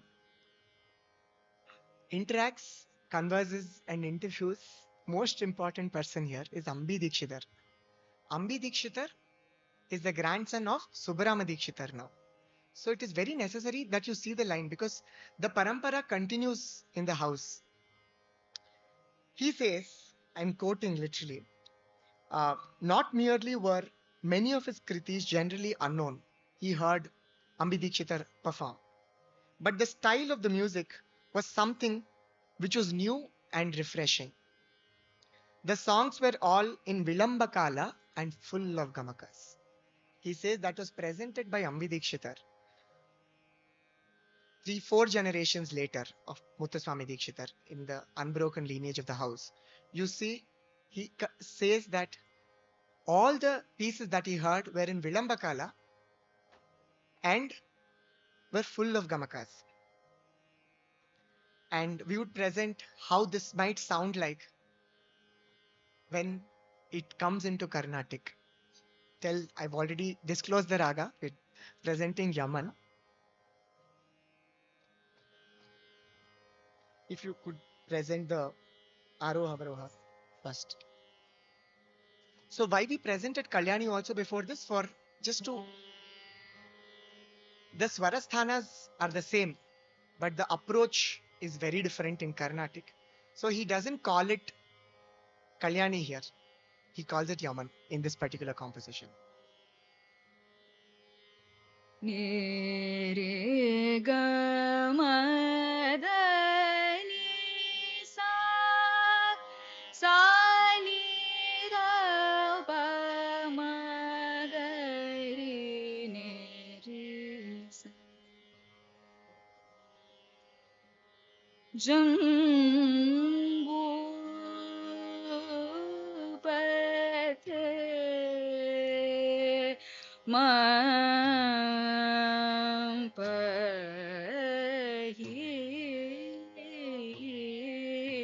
nija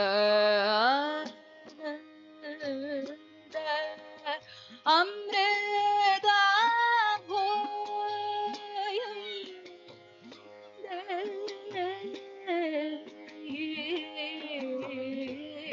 Ambuja Sanadi Savanadi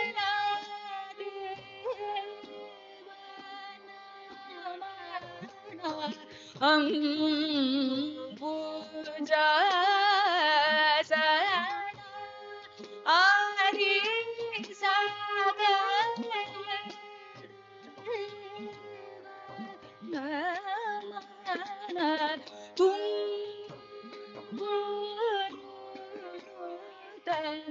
Hridayata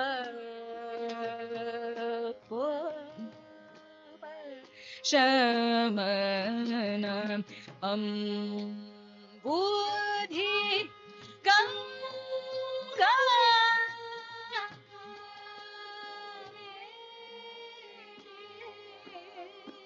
Yamuna ಕಂಬು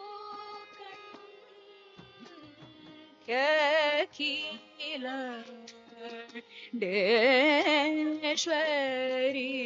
Ramana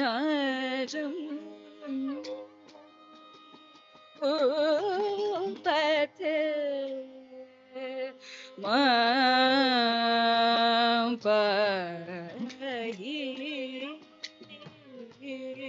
ನಿಜ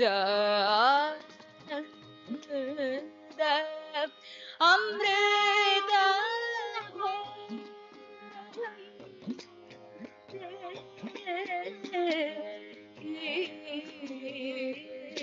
ಜಂಬೂ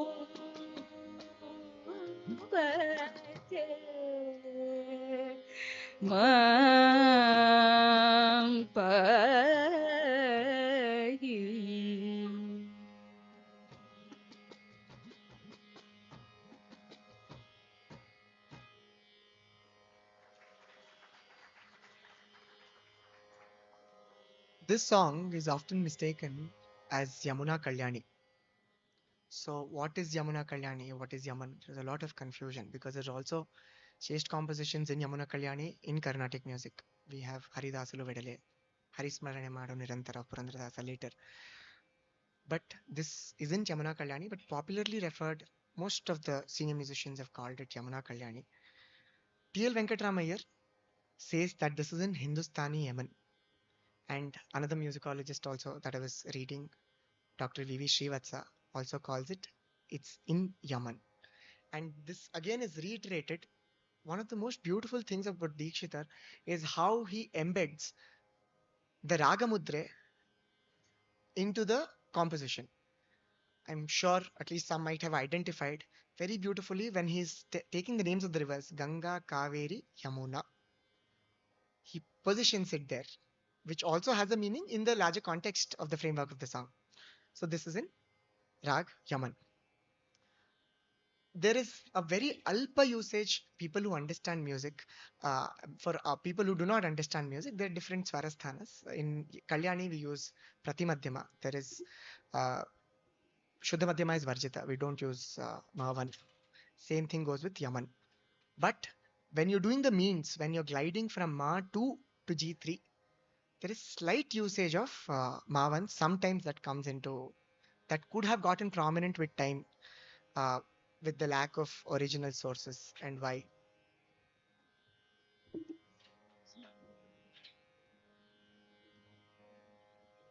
Apologies.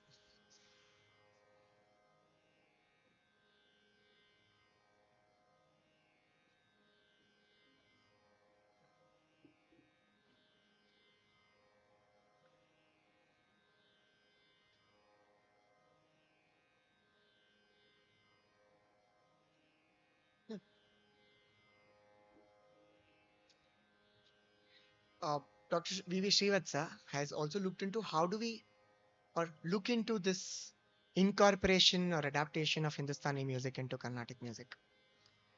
We've looked into like a few divisions. The first would be adopted with the content and the original nomenclature of the song, of the raga. It's not changed. One example would be the raga Ramkali.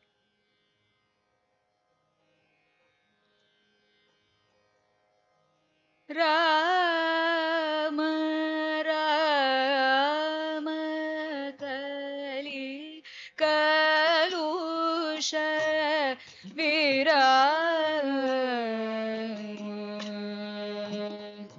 Rama Rama Kali Kalusha Virama Dhara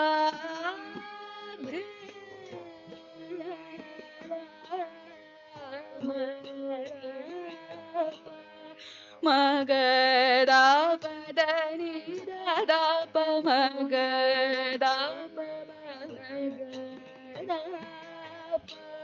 Magada Padani Dada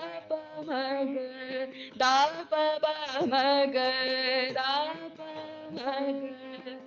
Magada Magare gada pada magare sani sa re ga pa ga da pa ga ni da pa ma ga pa da sa sa ga re sa ni da re sa ni da pa ma ga sa pa ma ga re ga ra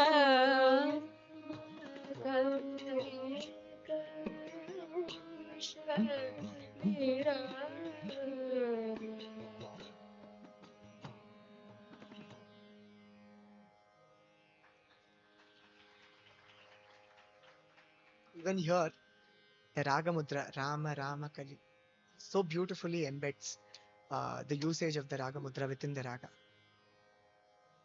Quickly, no much talking here. And now going to the next Raga, where the content is adopted from the Hindustani framework, but the nomenclature has changed. Sometimes it could be a very slight change, sometimes the change could be omit. The name is something in Hindustani, something else altogether in Carnatic. The slight change would be Rag Jajavanti, which got incorporated as Dvijavanti in Carnatic music. Lambodara guru guha jile lambalapo bhasite hasite lambodara guru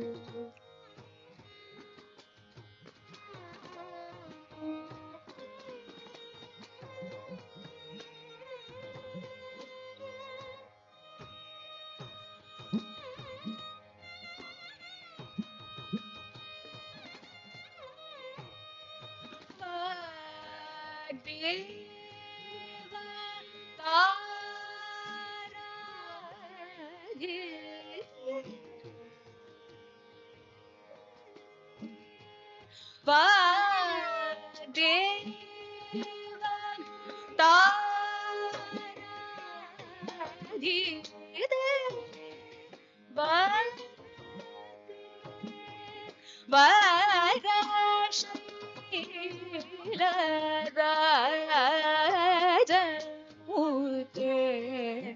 Share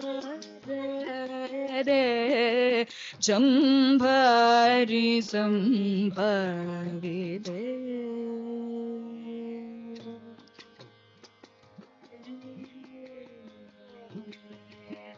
Jambhari Sambhavide Janardananute Jujavanti Raganute Jalli Madalam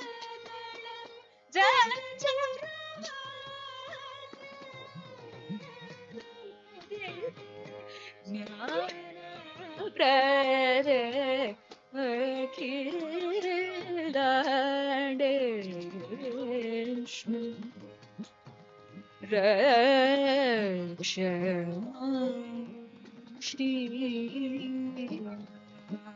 Gama Sampradaya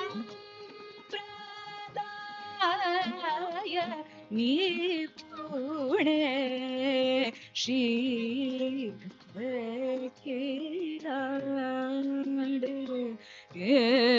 Yeshwar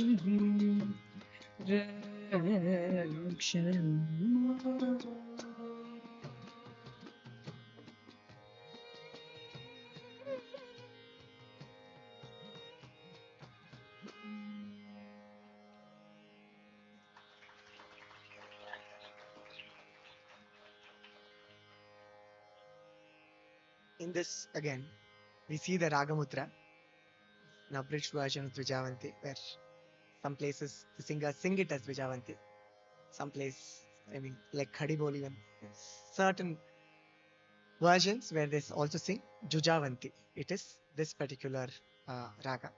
The next raga we go, Again, a very popular evening raga, generally presented because Hindustani system follows the time scale.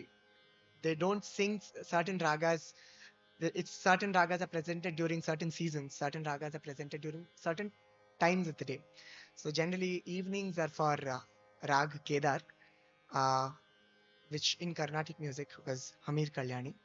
And here again, the name completely changed. We adopted the content, but changed the name. It could also be for it to set into the larger, the Melakarta system of music also.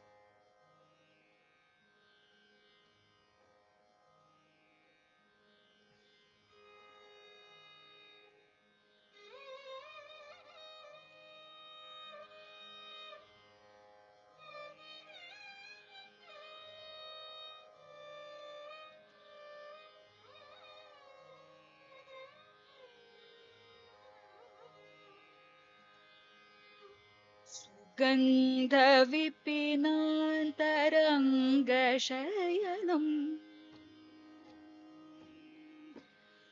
गन्धविपिनान्तरङ्गशयनं रविशशिनयनं शुकशोधकादिरेत्सदनं सरसिजवदनं खगराजतुरङ्गं कमरीय शुभाङ्गं कनकाम्बरकौस्तुभमणिधरं कम्बुकन्धरं गगनसदृशमब्जकरम् गगनसदृशमब्जकरं गजराजक्षेमकरं गगनसदृशमब्जकरं गजराजक्षेमकरं नगपतिसुता सोदरं नरवरददामोदरं गगनसदृशमब्जकरं गजराजक्षेमकरं नगपतिसुता सोदरं नरवरददामोदरं परिमळ रङ्गनाथं भजे हम वीरनुतं परिपालित भक्तं पुण्डरीकवल्लीनाथं परिमळ रङ्गनाथं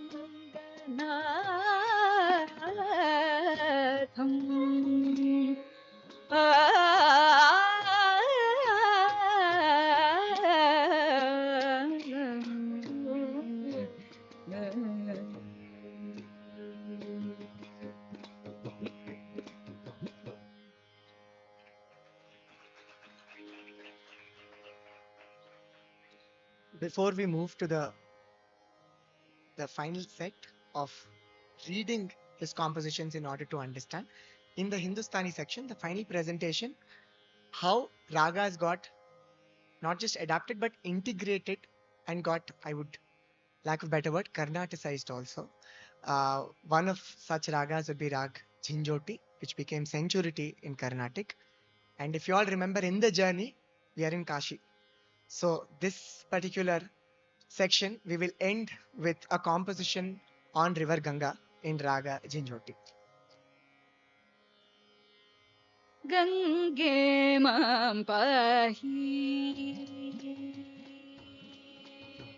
Gange mam pahi, Girisha shirasthite, Gange mam pahi, Girisha shirasthite, Gambhira kaye, संगीतवाद्य प्रिय गंगे मां पाहि गिरीश शिरस्थित गंभीरकाय संगीतवाद्य प्रिय गंगे मां पाहि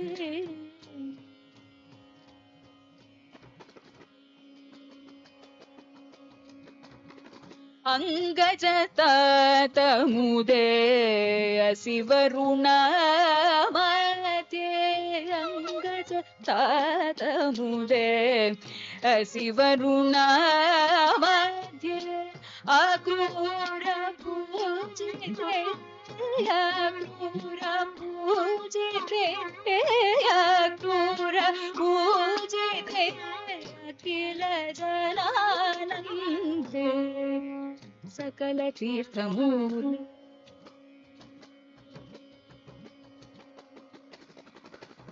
सकल तीर्थमूले सद्गुरुगुहशीले वरजन्मुबाले व्यासादिक्पाले सकल तीर्थमूले सद्गुरुगुहशीले वरजन्मुबाले व्यासादिक्पाले गंगे मापहि गिरीश शिरसित गंभीरताये संगीत वाद्य प्रिय गंगे मां पाहि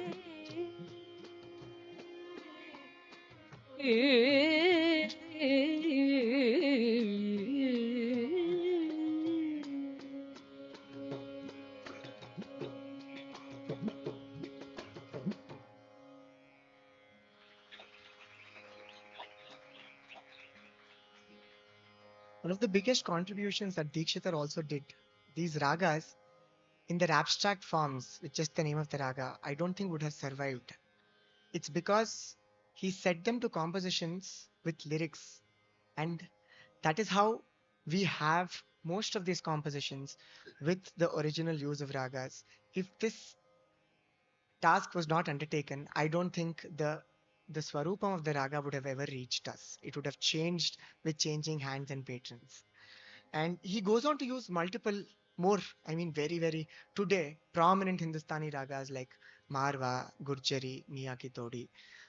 Some also change their names. Marwa, Purya, Gurjari continue with the same names. He has at least one composition that we could identify under each of these. And Miyaki Todi became Shiva Pantuvarali. You have Brindavana Saranga, and the list goes on.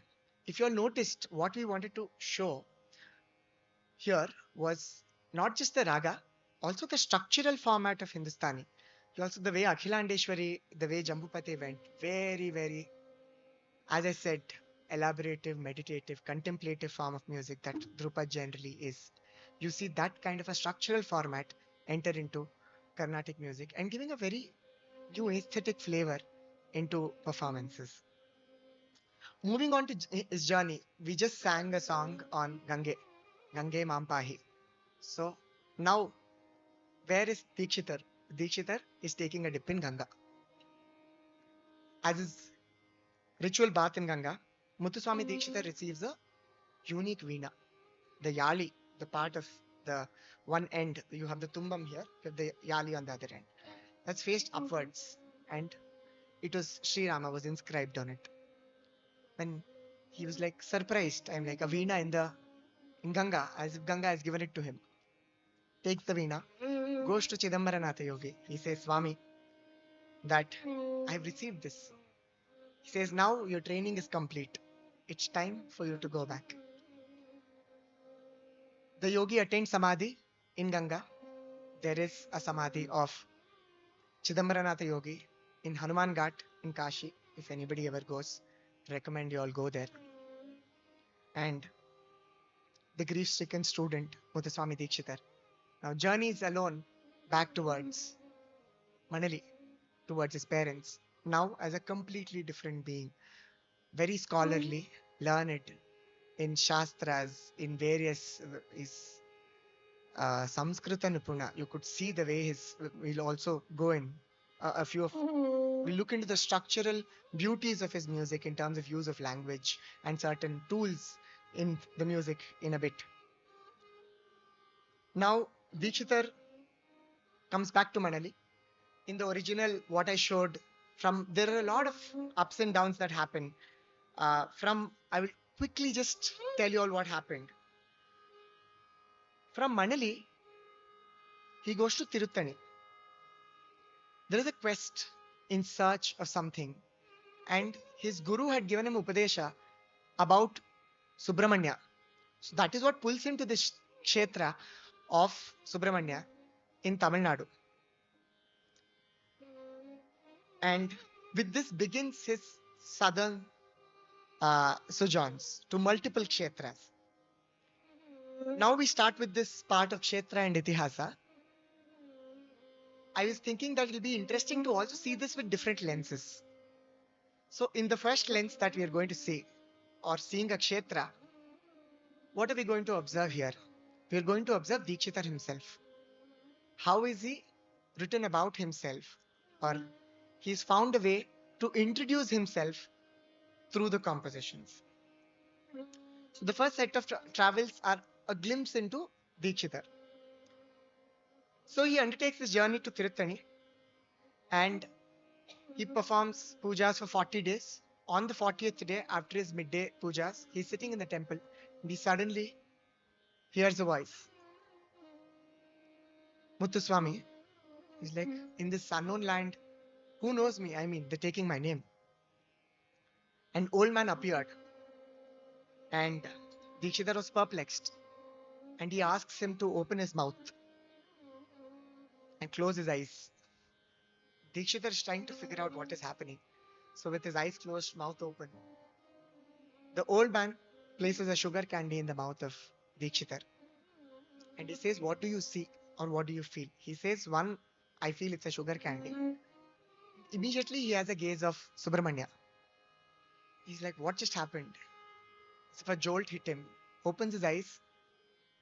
The old man disappears. And he pronounces Guru Guha. And that becomes his mudra. And goes on to compose his first song, very much there, a part of the larger Vibhakti Kritis of Subramanyas. The first, Srinathadi Guru Guha. Srinathadi Guru Guho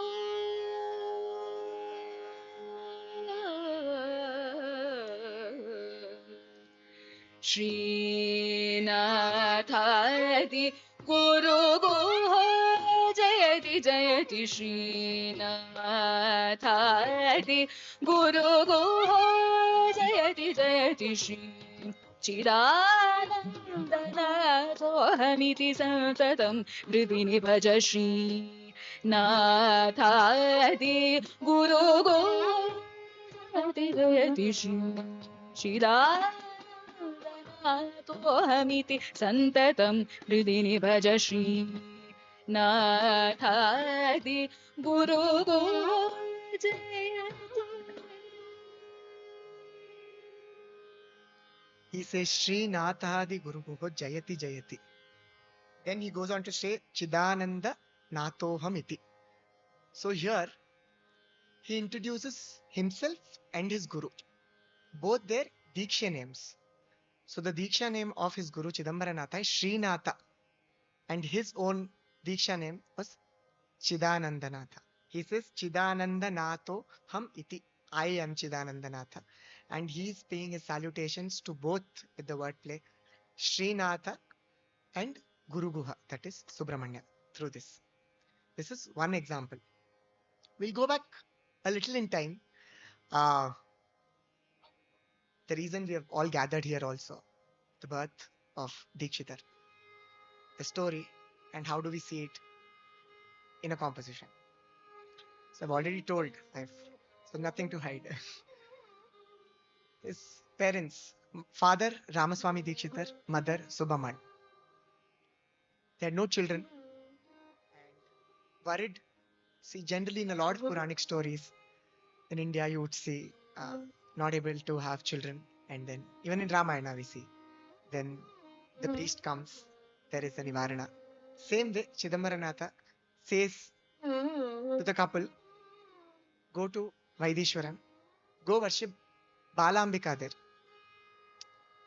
And the husband, wife, the couple set on a journey, go there, live there for 40 days, do the Avarana Puja, Mandala Puja.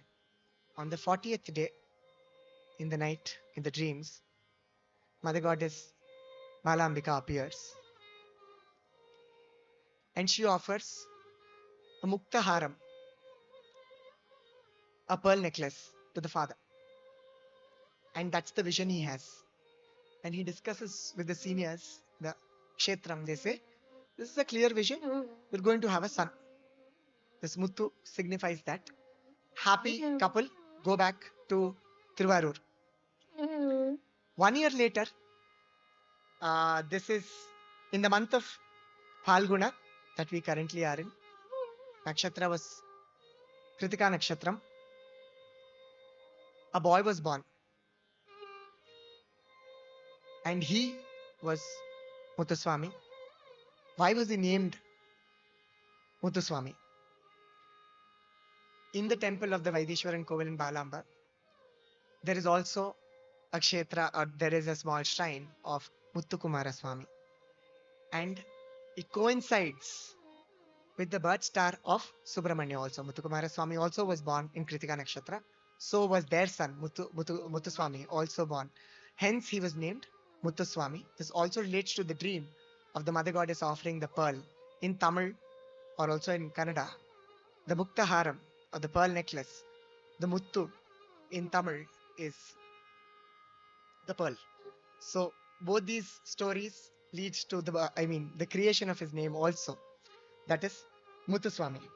Now coming to how do we find this in a Kriti?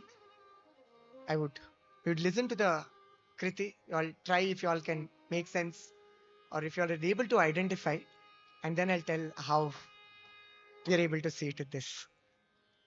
Bhavaragatamodini Bhavaragatamodini Bhaktabhishtapradaini Sevakajana Palana Guru Guharupa Muttu Kumara Janani Bhajare Bhavaragatamodini Bhaktabhishtapradaini Sevakajana Palana Guru Guharupa Muttu Kumara Janani Bhajare Re Chitta Balambika Bhakta Kalpalatikam Tam Bhajare Chitta Balambika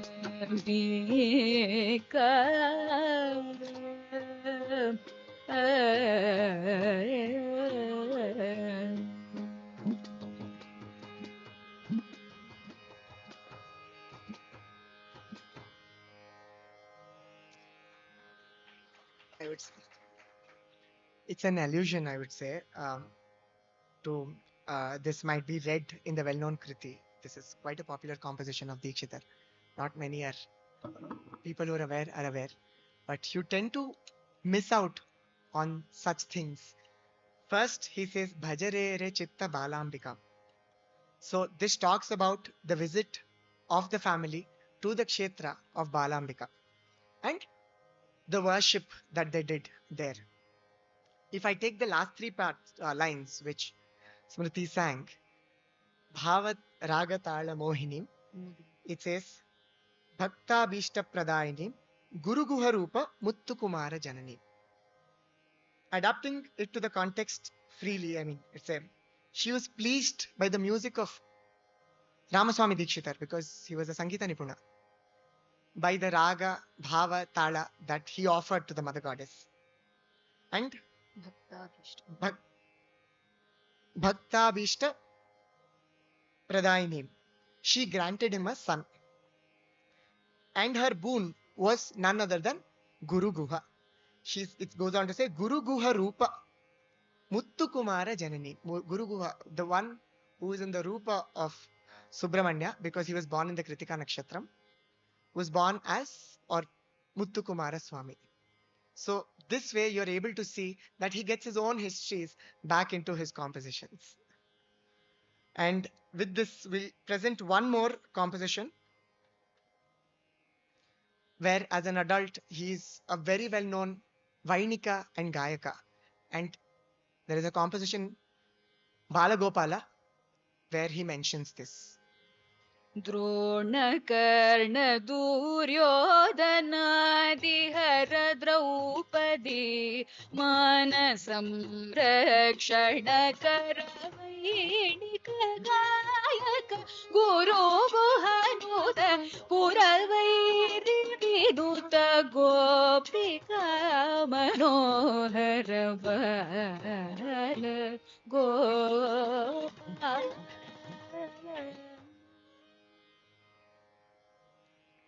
Now we're looking at the scholarship of Dikshitar. I mean, as I told, he's used vibhaktis, alankaras, yatis, prasas, placement of the ragamudras so beautifully. A person who's very, very well read, who has good linguistic abilities, well versed with various systems of knowledge, it's only possible to do by one such. We'll present one more kshetra, which is where he was from, that is Tiruvarur, Tyagaraja Yoga Vaibhavam. And here we will see, in this particular composition, we'll see the usage of yatis. The first yati that he uses is Gopuchha Yati. It's quite a popular composition. Tyagaraja Yoga Vaibhavam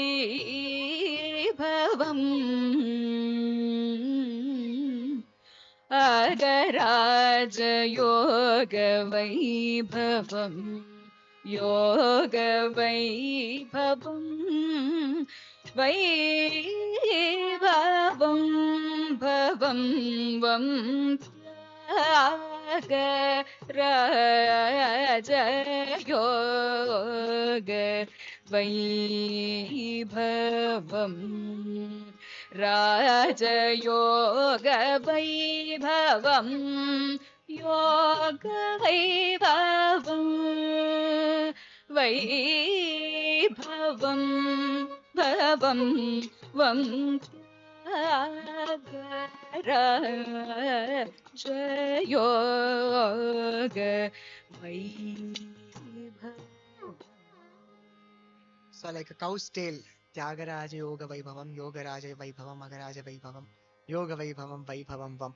So that is the Gopuchayati that you see, like a cow's tail. From it is from a broad space to a narrow end at the bottom. In the same composition, he uses another yati, that is Shrotovaha yati. Sham Prakasham Swarupa Prakasham Tattva Swarupa Prakasham Sakala Tattva Swarupa Prakasham Shiva Shaktyadi Sakala Tattva Swarupa Prakasham Tyagaraja.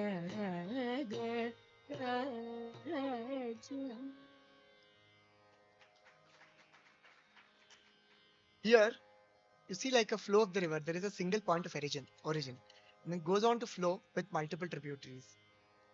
So you see from one word, it goes on to becoming a sentence. So this is the usages of yatis. We'll come to usage of prasas or alliterations. For that, we're presenting a composition of Dikshitar in Ragashri, Sri Varalakshmi. सेवक जन पालिनी श्रित पंकज मालिनी केवल गुणशालिनी केशव हृत्केलिनी सेवक जन पालिनी श्रित पंकज मालिनी केवल गुणशालिनी केशव हृत्केलिनी भावना भेद चतुर भारती सन्नुत वरे कैवल्य वितरण परे कांक्षित फल प्रद करे भावना भेद चतुर भारती सन्नुत वरे कैवल्य वितरण परे कांक्षित फल प्रद करे श्री वरलक्ष्मी नमस्तुभ्यं.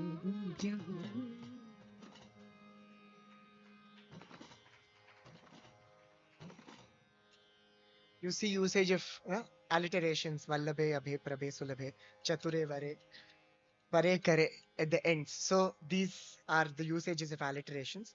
With this, we go to Itihasas and Kritis, chosen about 4 Kshetras. The first being the most popular Kriti, This is just an image of different kshetras that he traveled, or might have traveled, or has written kritis on. In the larger Indian map, you see that here you have Kashmira. He's written a song in Rag Kalavati on Saraswati. This is on Badri Kshetra. Here it is Pashupatinath, Kathmandu, and then this is Varanasi. In Karnataka, we found a kriti on the river Sharavati, Tatavasini. So In Raga Sharavati. in Raga Sharavati. And then in Kerala, we see there are three main spaces. One is the lowermost is Travancore. He writes on Anathpadmanabha Swami. Then he writes here, that is on Shabarimalai, and then he writes on Guruvayur. And this here in Andhra, it is Tirupati and Srikalahasti, and rest all the kshetrams are in. You would see that part kshetras are northern part of Tamil Nadu. We have Madras, Kanchipuram, Tiruvannamalai. Then coming down, we have the Tanjore country, then the lands of Pudukota, and further south towards Tiruchendur, Tirunelveli, and all of those. The first kshetra and the most popular compositions that people across have always heard, Vatapi Ganapatim. We'll first listen to the composition and then we'll look at the history.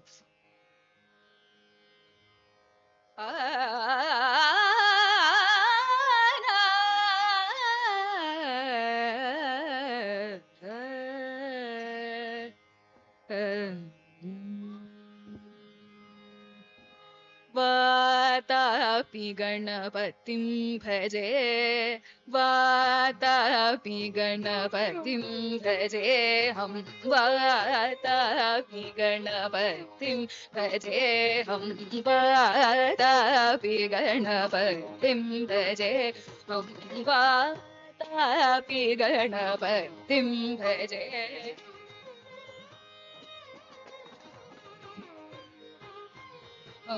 Varanasi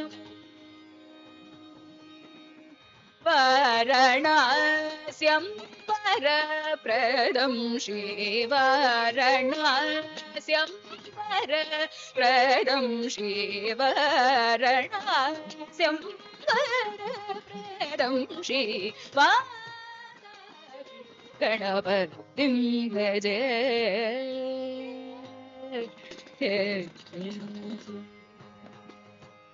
Bhutadi samsevita charanam Bhuta bhotika prapancha varanam Bhutadi samsevita charanam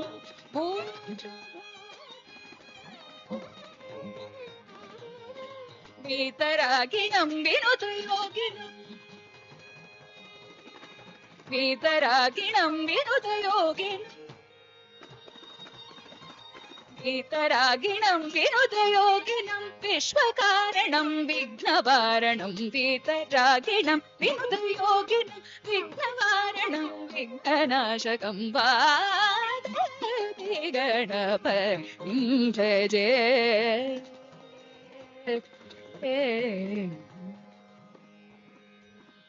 Pura kumbhasambhava munivara prapujitam Trikona madhyagatam murari pramukhajupasitam Mooladhara kshetra stitam Pura kumbhasambhava munivara prapujitam Chitam Trikona madhyagatam Murari Pramukhadupasitam Mooladhara kshetra stitam Parari Chatvari Vagatmakam Pranava Swarupam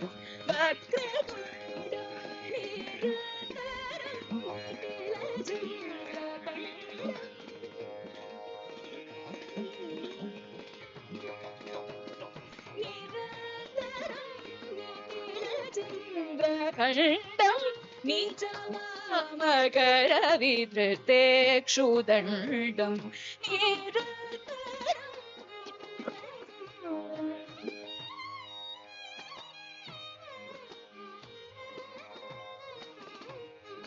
कराम्बुजपाशबीजापूरम् कराम्बुजपाशबीजापूरं कलुषविदूरं भूतकारं हरति गुरुगुहतोषितबिम्बं हंसध्वनिपूजितैरम्बं कराम्बुजपाशबीजापूरं कलुषविदूरं भूतकारं हरति गुरुगुहतोषितबिम्बं हंसध्वनिभूषितैरम्बं गणपतिं भजे वारणास्यं वरप्रदं श्रीवातापि गणपतिं भजे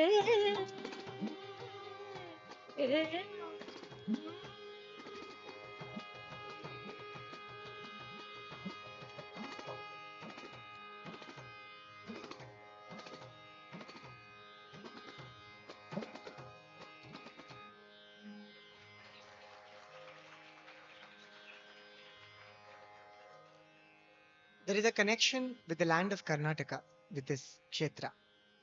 When you go today to Tiruchenkatankudi, the Uttarapatishwarar Devasthana, you will see that there are two Ganapatis there.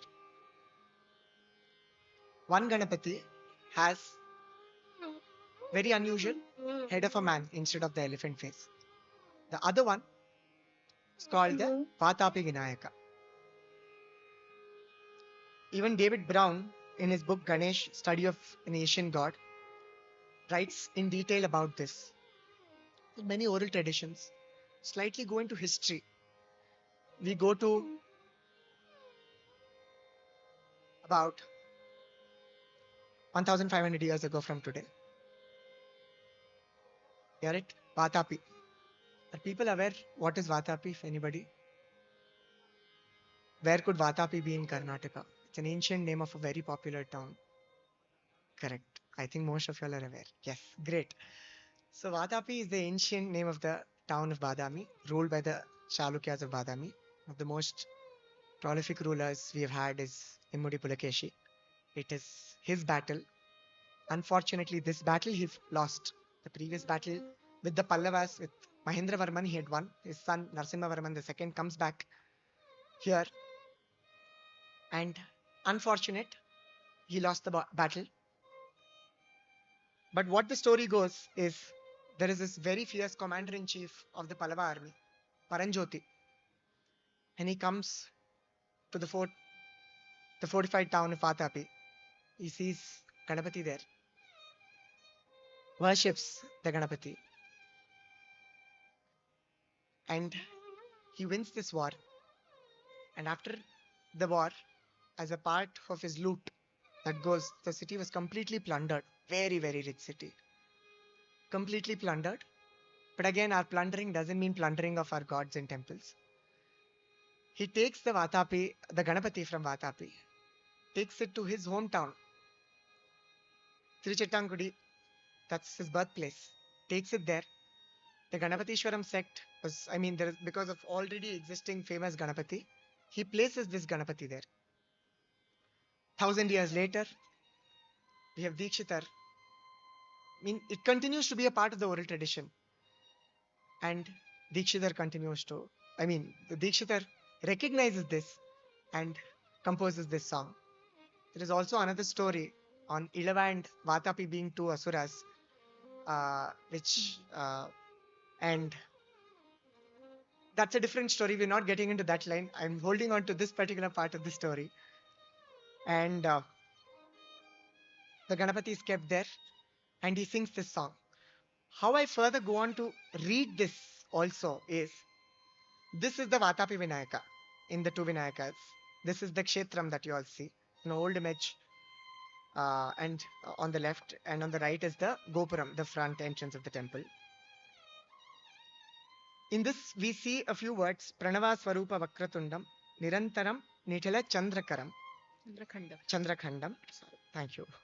And in the Madhyama Kala Sahitya, goes on to say Karambujapasha Bhijapuram, Kalusha Viduram Bhutakaram.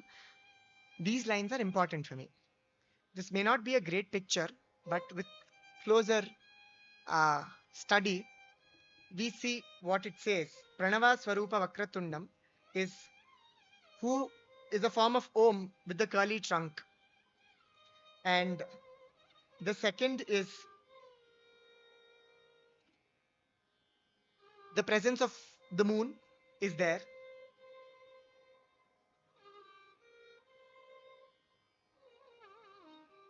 And I'm trying to figure out if it is. It's a very, very blurred image. And it goes on to talk about he who holds in his lotus hands a noose, a goat. I'm very apologies. I have to agree it right. I mean, accept it right here. This is not the image. That is why I was getting confused. I'm sorry. I have another PPT. Once we are done with this, that image is there. I'll go back to that image later and show you all. Let me see if I can find it right away. Sorry, I shouldn't be doing.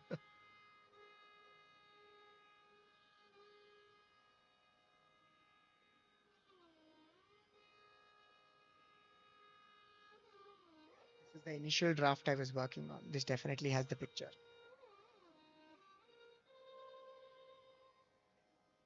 You can see a very, very bad draft. Yeah, here it is. The Ganapati is here. So if you see here, there is the moon on the forehead. You see the Omkara forming with his twirling the trunk. This one. And he is the Modaka. He has the goat, the noose in his hand with the fruit. So I also go on to read the Sahitya that Dikshitar has written with the iconography depiction. Coming back.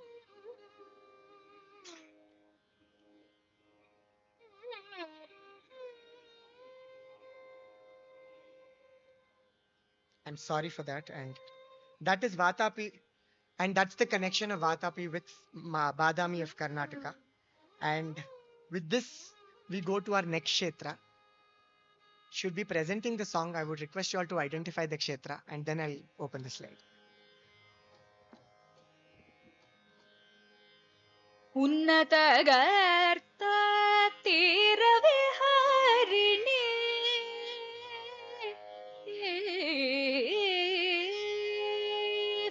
Unnatagartha Tiraviharini Omkarini Duridadini Varini Unnatagartha Tiraviharini Omkarini Duridadini Varini Pannagabharanaragi Purani Pannagabharanaragi Purani Parameshwara Vishweshwara Bhaswari Annapurni Pannagabharanaragi Purani Parameshwara Vishweshwara Bhaswari Annapurne Vishalakshi Raksha Akhila Bhuvana Sakshi Kailakshi Annapurne Vishalakshi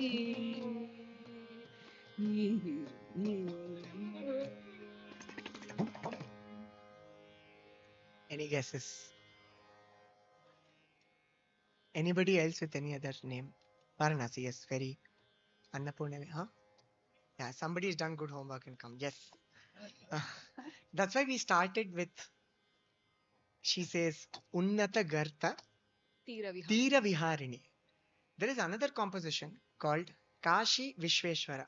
Says Kashi Vishweshwara. When I read the first lines, I'm like, has to be Kashi Vishweshwara. When I go on to do, I'll come back to Annapurna. We're talking about this particular Kshetra. In this, he says, Kashi Vishweshwara, Ehi Mampahi. O Lord Kashi Vishweshwara, please come and protect me. In the Anupallavi, he says, Kashi Kshetra Sadrishadika, Phalada Garta Tira Vasa. First is this. He says Kashi Kshetra, also says Garta Tira Vasa. Again, what is Garta Tira as a question mark? Then further, it says Dakshina Kashi Vishweshwara. I mean, if it is Kashi, why is it Dakshina Kashi again? Second earth. Then in the Charanam, it goes on to say Bhavaroga Hara Chatura Vaidyalinga this O physician enshrined in a linga. Bhavarogahara, he's calling him Vaidyalinga, doctor, basically. And Vibho, the omnipresent. Bhadradayaka Kambojakara, it uses the Ragamudra of Kamboja. Goes on to also say Kushtaroga Nivarana in this song. So there are multiple things that are happening. Further, a little research, two stories come out. Number one, this particular kshetra that we are looking at is not Kashi. It is actually Sri Kashi Vishwanatha temple in a town called Kurikare, near Tanjavur again. So both Kashi Vishweshwara and Annapurna Vishalakshi are there. There are multiple such temples named after Kashi Vishwanatha. This particular temple is about 800 years old, constructed by the Chola king Kulothungan II, and his son Rajendra Cholan made further improvements to this temple in the 13th century. Now, this particular kshetra is at a relatively lower level from the other town villages around, and because of which water start getting collected. There is a pond. So, in Sanskrita, Garta is a pit. So, Garta Tata Viharini is one who is on the banks of this particular pond. So, that is the reason we see this particular usage here. And this town is called Kurikare. In Tamil, Kuri is a pit, Kare is a pond. So it's the literal thing. And further, I found out that Muthuswami Dikshita had a particular skin issue. He goes on to take a dip in this pond and he is cured. And then goes on to write this particular song on Kashi Vishwesha and eventually on Annapurna also, which she presented, where again it says Unnata Garta Tira Viharini, Omkarini. At the end it says Parameshwara Vishweshwara Bhashwari. But Vishweshwara Bhashwari of this particular kshetra, because it says Unnata Garta Tira Viharini. With this,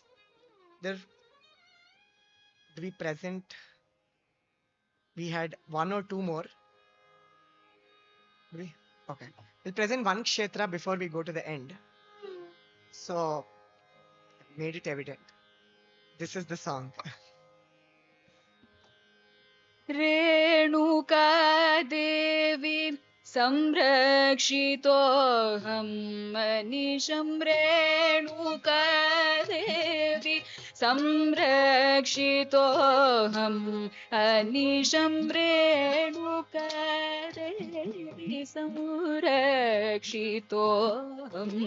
अनिशं Renuka Devi संरक्षितोऽहं अनिशं संरक्षितोऽहम्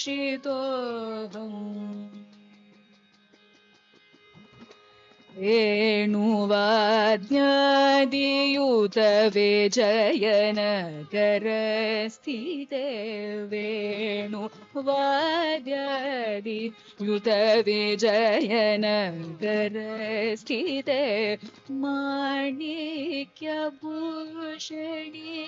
मधुररसभाषिणी माणिक्यभूषणी मधुररसभाषिणी बाणसदृशाक्षिणी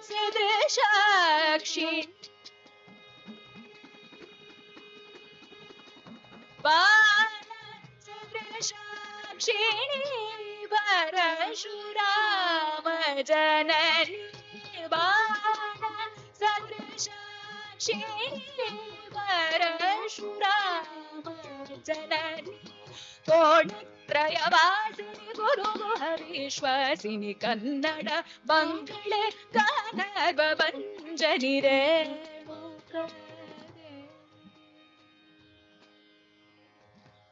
कोणत्रयवासिनि Guruguha विश्वासिनि Kannada बङ्गळे गानर्वभञ्जनि Renuka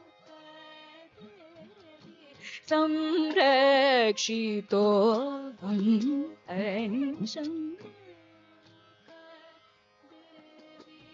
संरक्षितोऽहम्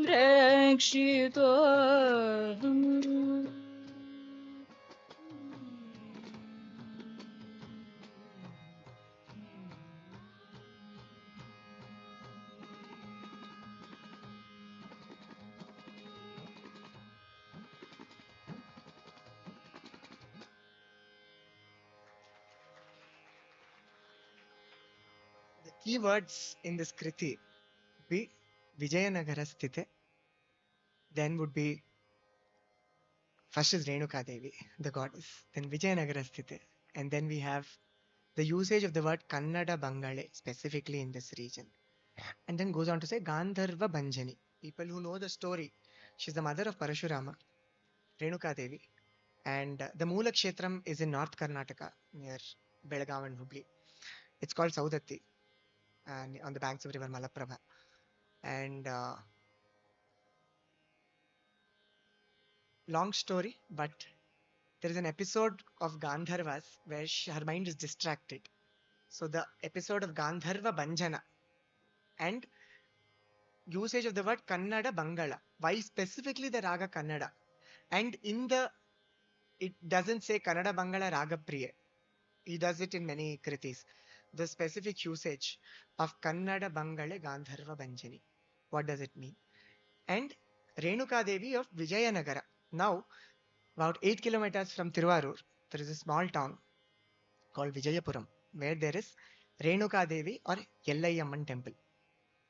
So that is what has created this confusion for me. Is it this temple, or with his already existing knowledge, he's traveled the country, he knows Vatapi, he would definitely know that they were the lands of the Vijayanagara Empire, the Great. So she, Renuka, who belongs to the lands of Vijayanagara, residing in the country, Vijayanagara Sthite, that is where again, Kannada Bangale, does it mean in these lands of Kannada speaking people where the Kannada speakers live? Correct me if I'm wrong, I'm not sure of the choice of the word Bangala here. How does it go with the larger meaning? And Gandharva Banjani, does it mean in these lands of Kannada, the Gandharva had distracted her off? Could be. So the episode of that could be one. It could also mean Vijayanagara Sthita, residing there in the lands of Vijayanagara and the Kannada speaking land because of the specific choice of the raga. He could have chosen any ragas, but he specifically chose the raga Kannada Bangala. So with this, we have, or it could mean both. He's done a beautiful wordplay that she also resides next to my house, that is in Vijayapuram, but she also belongs to Vijayanagara of Karnataka, and originally the goddess of the lands of the Kannada speakers, Renuka Devi. Sorry to interrupt. In some of the documents, when I was searching about the raga, some people also say that Kannada Bangale, which is Saptami Vibhakti, one who destroys the demons or destroys the Gandharvas Garva with the raga Kannada Bangale. So it's Kannada Bangala, and when it becomes Saptami Vibhakti, it turns into Kannada Bangale. In the raga Kannada Bangala, she destroys the ego of the Gandharvas who distracted her. So the Sanskrit scholar, she's the master in. I reached out to her only. What could be the reason of usage of the Bangala here? Thank you. With this, we go to the end. This is we are skipping one kshetra and we are going to the end. The last journey Dikshita took was to Etayapuram, where his brother was the Asthana Vidwan, and it's a very poignant story. And we are at this point, old Dikshitar, in the month of Ashvija, in the year 1834, or it could be 1835. On the Chaturdashi day, that is one day before the Deepavali, Naraka Chaturdashi, Dikshitar woke up as usual, performing his pujas, and after finishing his yogic practices, when he was taking a bath, he had a vision of Annapurneshwari suddenly.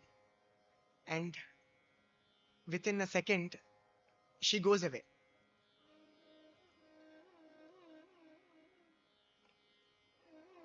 He is reminded of his guru at this point. Chidambaranatha Yogi had said before the shrine of Kashi Annapurneshwari during his teenage days in Varanasi, she will give you not merely food in this life, but also moksha after it. He felt that his end was near. He finished his remaining rituals of the day and he goes on to sing a composition. Yehi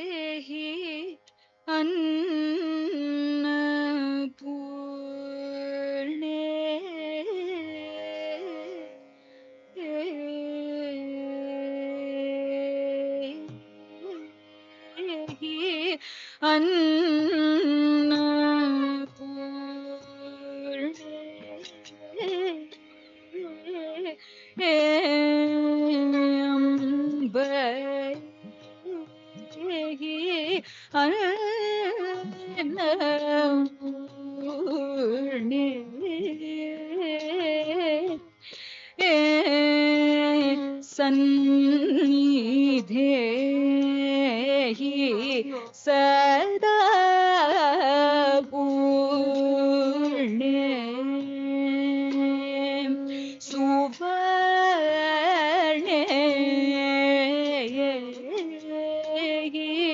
annapurne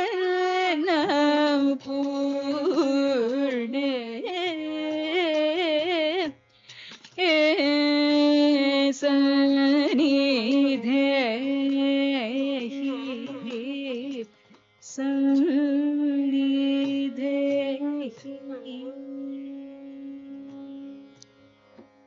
Says Sannidehi, make your presence here. Ehi Annapurne, come here, O Annapurna. Sadapurne, one who's always complete, helping him complete his life journey also here. Sannidehi, he's telling make, or because he felt her presence. After the puja was over, Dikshitar moves to the drawing room, only to see the Maharaja of Etayapuram sitting there, is very worried. Dikshitar was surprised to see him at such hours. Asks him, what is it, Maharaja? Dikshitar says, his elephant, Gangeya, on which he generally rides, has gone wild and has gone to the cremation ground. Is not able to come under anybody's control. He was worried if this is a sign of some kind of a calamity, or that would cause some kind of illness to the king or to his kingdom. He says, "Oh my Guru, Dikshitar, I've come to you in refuge. Help me." Dikshitar sits in meditation, and after a while, he says, "Maharaja, rest assured, there's no calamity that would befall either on you or on your kingdom." Maharaja being very happy with these words of assurance from his Guru Muthuswami Dikshitar, thanks him and he leaves. And then soon after, the following day, Dikshitar students, on the day of Deepavali, year 21st of October 1834-35, students gather. Dikshitar tells them, today is a Parva day, sacred to Devi. Sing Kirtanas, hailing the Mother Goddess. And the students began singing. Mana matra mein maaye mana matra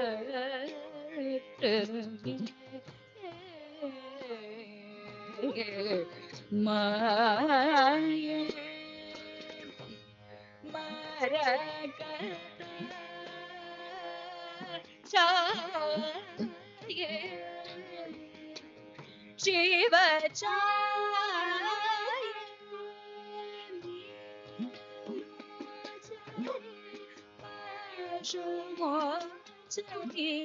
Mani Kadambava Vanavasini Meenalochani Pashamochani Manini Kadamba Vanavasini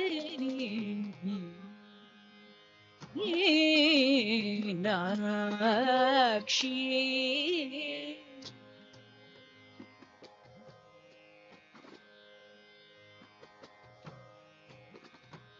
Madhura Puri Nilaye Mani Madhura Puri Mani Malaya Dvaja Pandya Raja Tanaye Viduvidam Vada Vada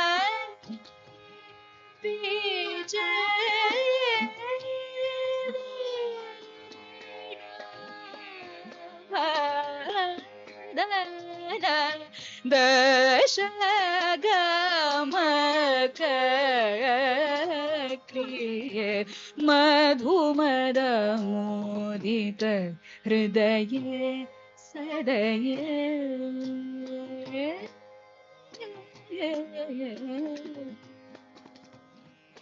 Madhumadamodita Hridaye Sadaye Mahadeva Sundaresha Priye Madhumurari Vasudari Shadodari Vidhi Guru Tuga Vashankari Shankari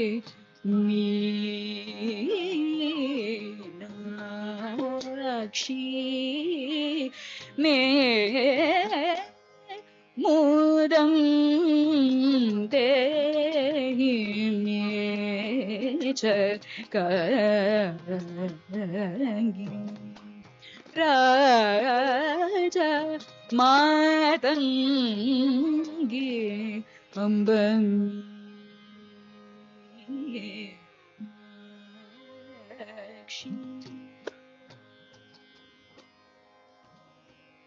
At this point, Dikshita says, "It looks as if the Devi is going to break my bonds." Sing this Kirtana once more. Meenalochani Pashamochani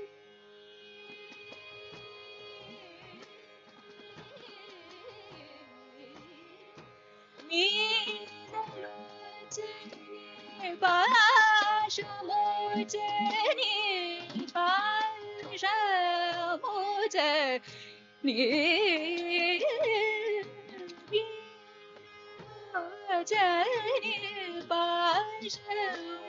Pashamochani Manini Kadamba Vanavasini Meenalochani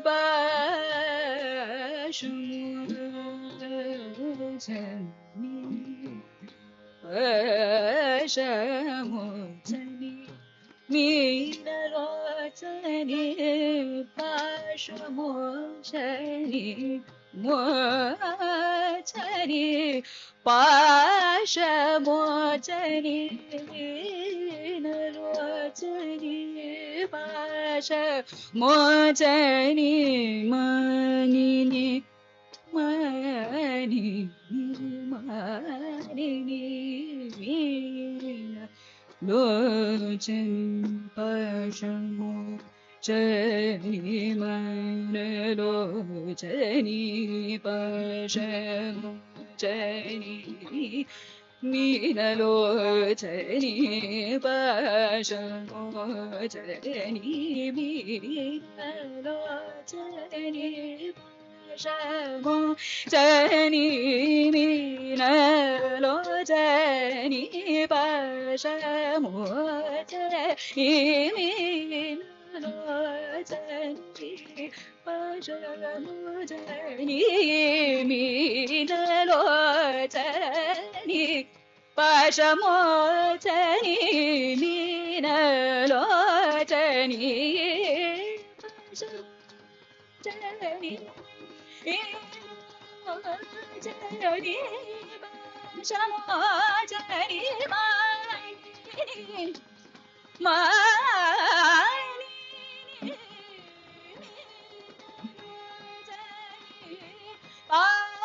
पाशमोचनी मीनलोचनी पाशमोचनी मीनलोचनी पाशमोचनी Mayani कदम्बवना Vasini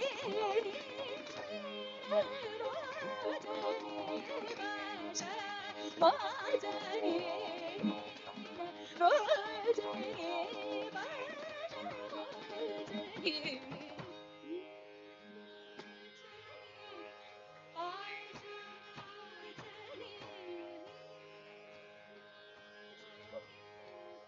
Neenalochani Pashamochani. Oh, the fish-eyed Pashamochani, the one who breaks the bonds.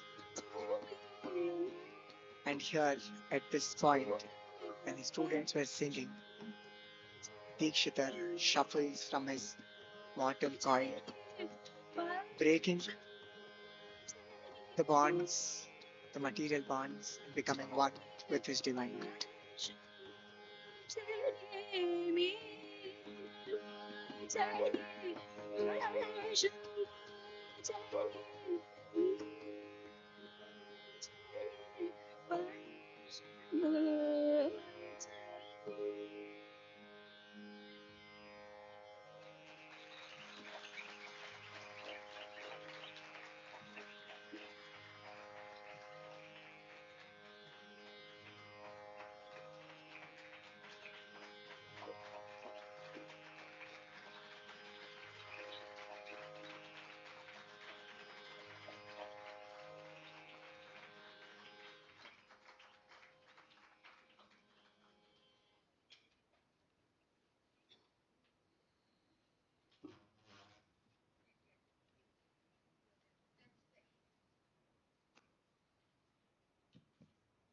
So, hello.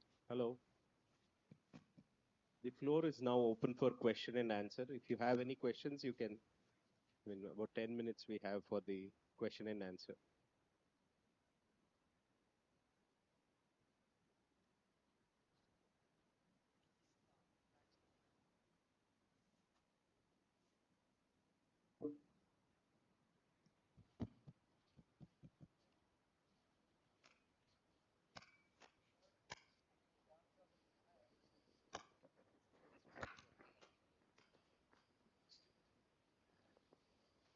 I think in India, as such, in terms of preserving data, is very rare. That is why it's difficult. And with regards to such rich oral traditions, there are many things that have gone into oblivion. Even when we go on to do these primary research in these spaces, libraries, archives, so far what I've read is about we've only been able to retrieve about 450 to 500 songs of Dikshitar. And within that, these are the kshetras. And I'm sure a bunch of songs would suffice for a PhD. There is that much amount of content in his kritis. He goes on to influence music making in the next century and continues to also. So if I think that's a very tricky question, with the limited sources that we have, there are ample amount of kshetras that he's not visited at least. But in the journeys that we see, because he took the journey back then, it was mostly by foot. So the general route was via the belt of Andhra Pradesh, Telangana, Odisha, via Jagannath Puri. They used to go to Kashi and come back the same way. So, but from there we have these scattered evidences of the song. We have the Kalavati on from Kashmir. Again, not sure if he visited. And we have this particular kriti from Pashupatinath, where he also mentions there is an interesting line where it says Kashmira Raja Vinutam. Now we do not know what does this mean also, because as far as my understanding goes, no king of Kashmir has patronized Pashupatinath. Neither does it come under the larger framework of the Kashmir Shaivism of Abhinavagupta. So if there was any king, see, Kashmir is on the western parts of Kathmandu. So if any king would have visited during his visit, could be one possible way of looking at it. Uh, so we have these scattered evidences in the north, and even in the south, we have very scattered. I'm like seeing Sharavati. It's out of, I mean, suddenly see Sharavati Tatavasini. That's a important river. We have a very famous kshetra in Karnataka, Sigandur, Chaudeshwari. It's on the banks of this river. But he says Sharavati Tatavasini. It's on Devi Saraswati, if I'm not wrong. But I couldn't find any Saraswati temple there. So then, in at least in southern India, seems like, as I said, Tiruvananthapuram is there, Guruvayur is there, Shabarimala is there. Tamil Nadu, I'm sure he's visited almost all the temples. In Andhra, it's only Srikalahasti and Tirupati. If you see the other larger kshetram, that could be Kedarnath or it could be Dwarka, Ujjaina, there is no mention of.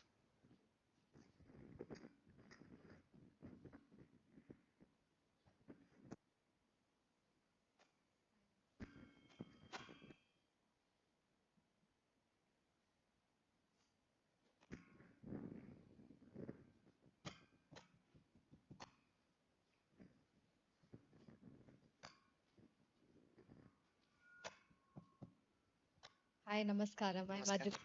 I'm a classical dancer. Much interested in Dikshitar and his kritis, of course. Most of them are very interesting. So I just had an observation which I would want to share. Yeah, okay. Yes, yes.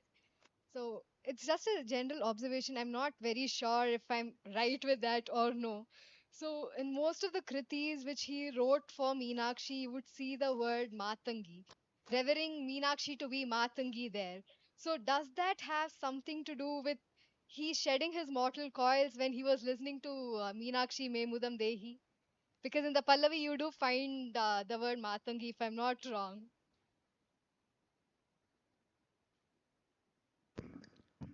Again, with my limited understanding, Matangi is also part of the Dashamahavidyas of the Tantric worship.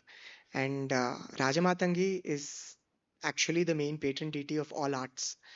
And the color is Shamala Varna. The same is with Meenakshi. So that could be one association that he gets her to her comparing it to the Satvika Rupam could be one. But in this particular song, he sheds his mortal coil because first Meenakshi Memudam Dehi is one who gives that eternal bliss.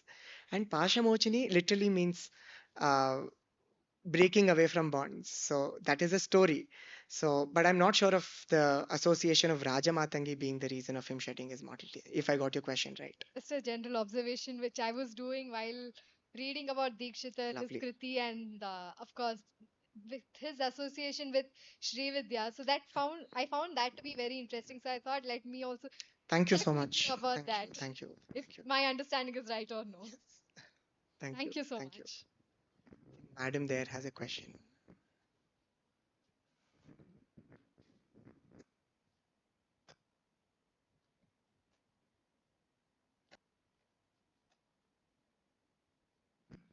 Yes, I mean, at least I'm able to hear without the mic.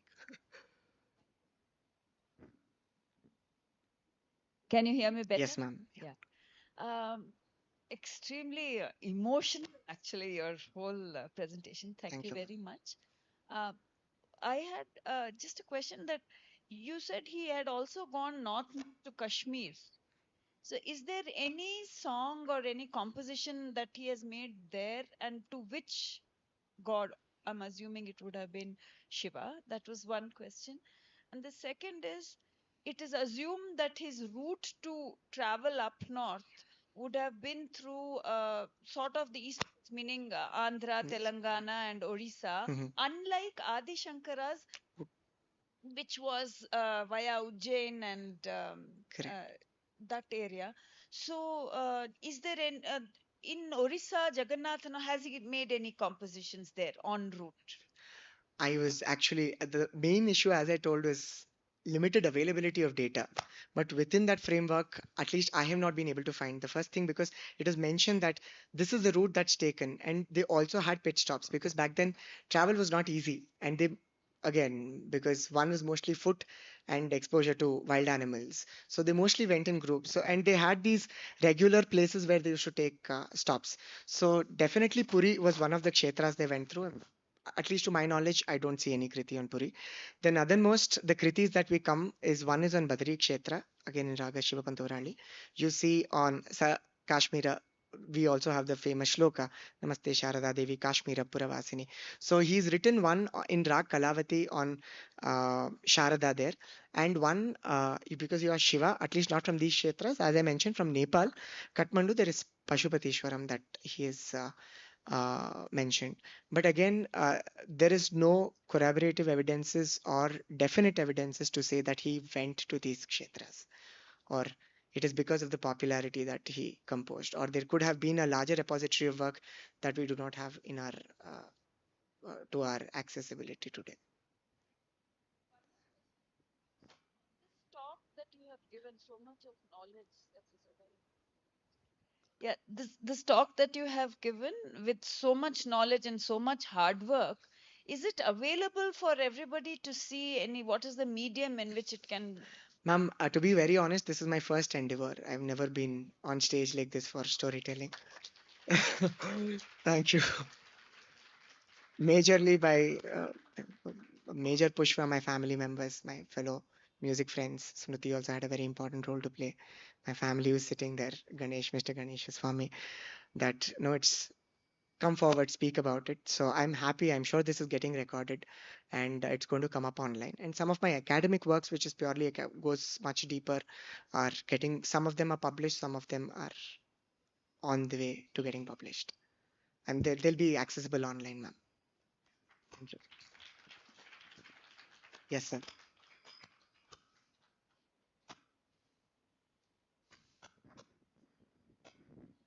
Thank you very much for a wonderful evening. Thank you, sir. We have all heard about Dikshitar's Sanskrita-based compositions. Correct. Is there any composition in Mani Pravalam and in Telugu that Dikshitar has composed? Yes, sir. Because we normally don't hear most of them Correct. in concerts. Some sources say Dikshitar was a Tamilian, but the later sources, at least it could be because of patronage.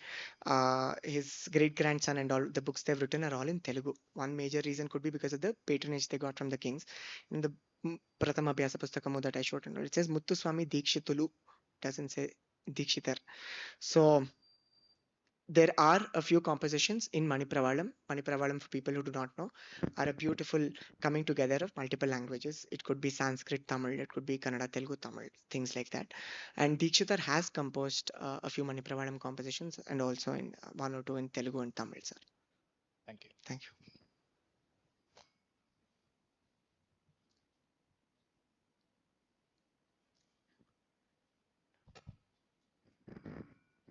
Any more questions, or should we call it a day?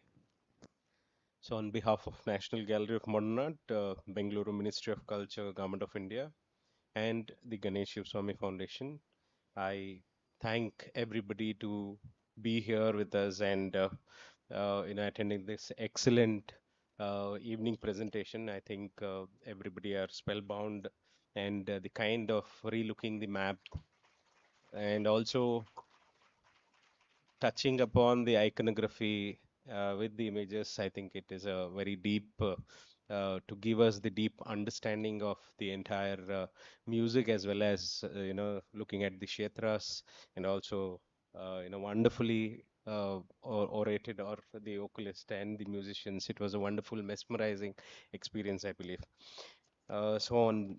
We would like to honor with a small souvenir from the art shop. I request Mr. Ganesh Swami to kindly join me. We would start with Preet Kona and Smriti Bhaskar, Shruti ji, and Sumuk.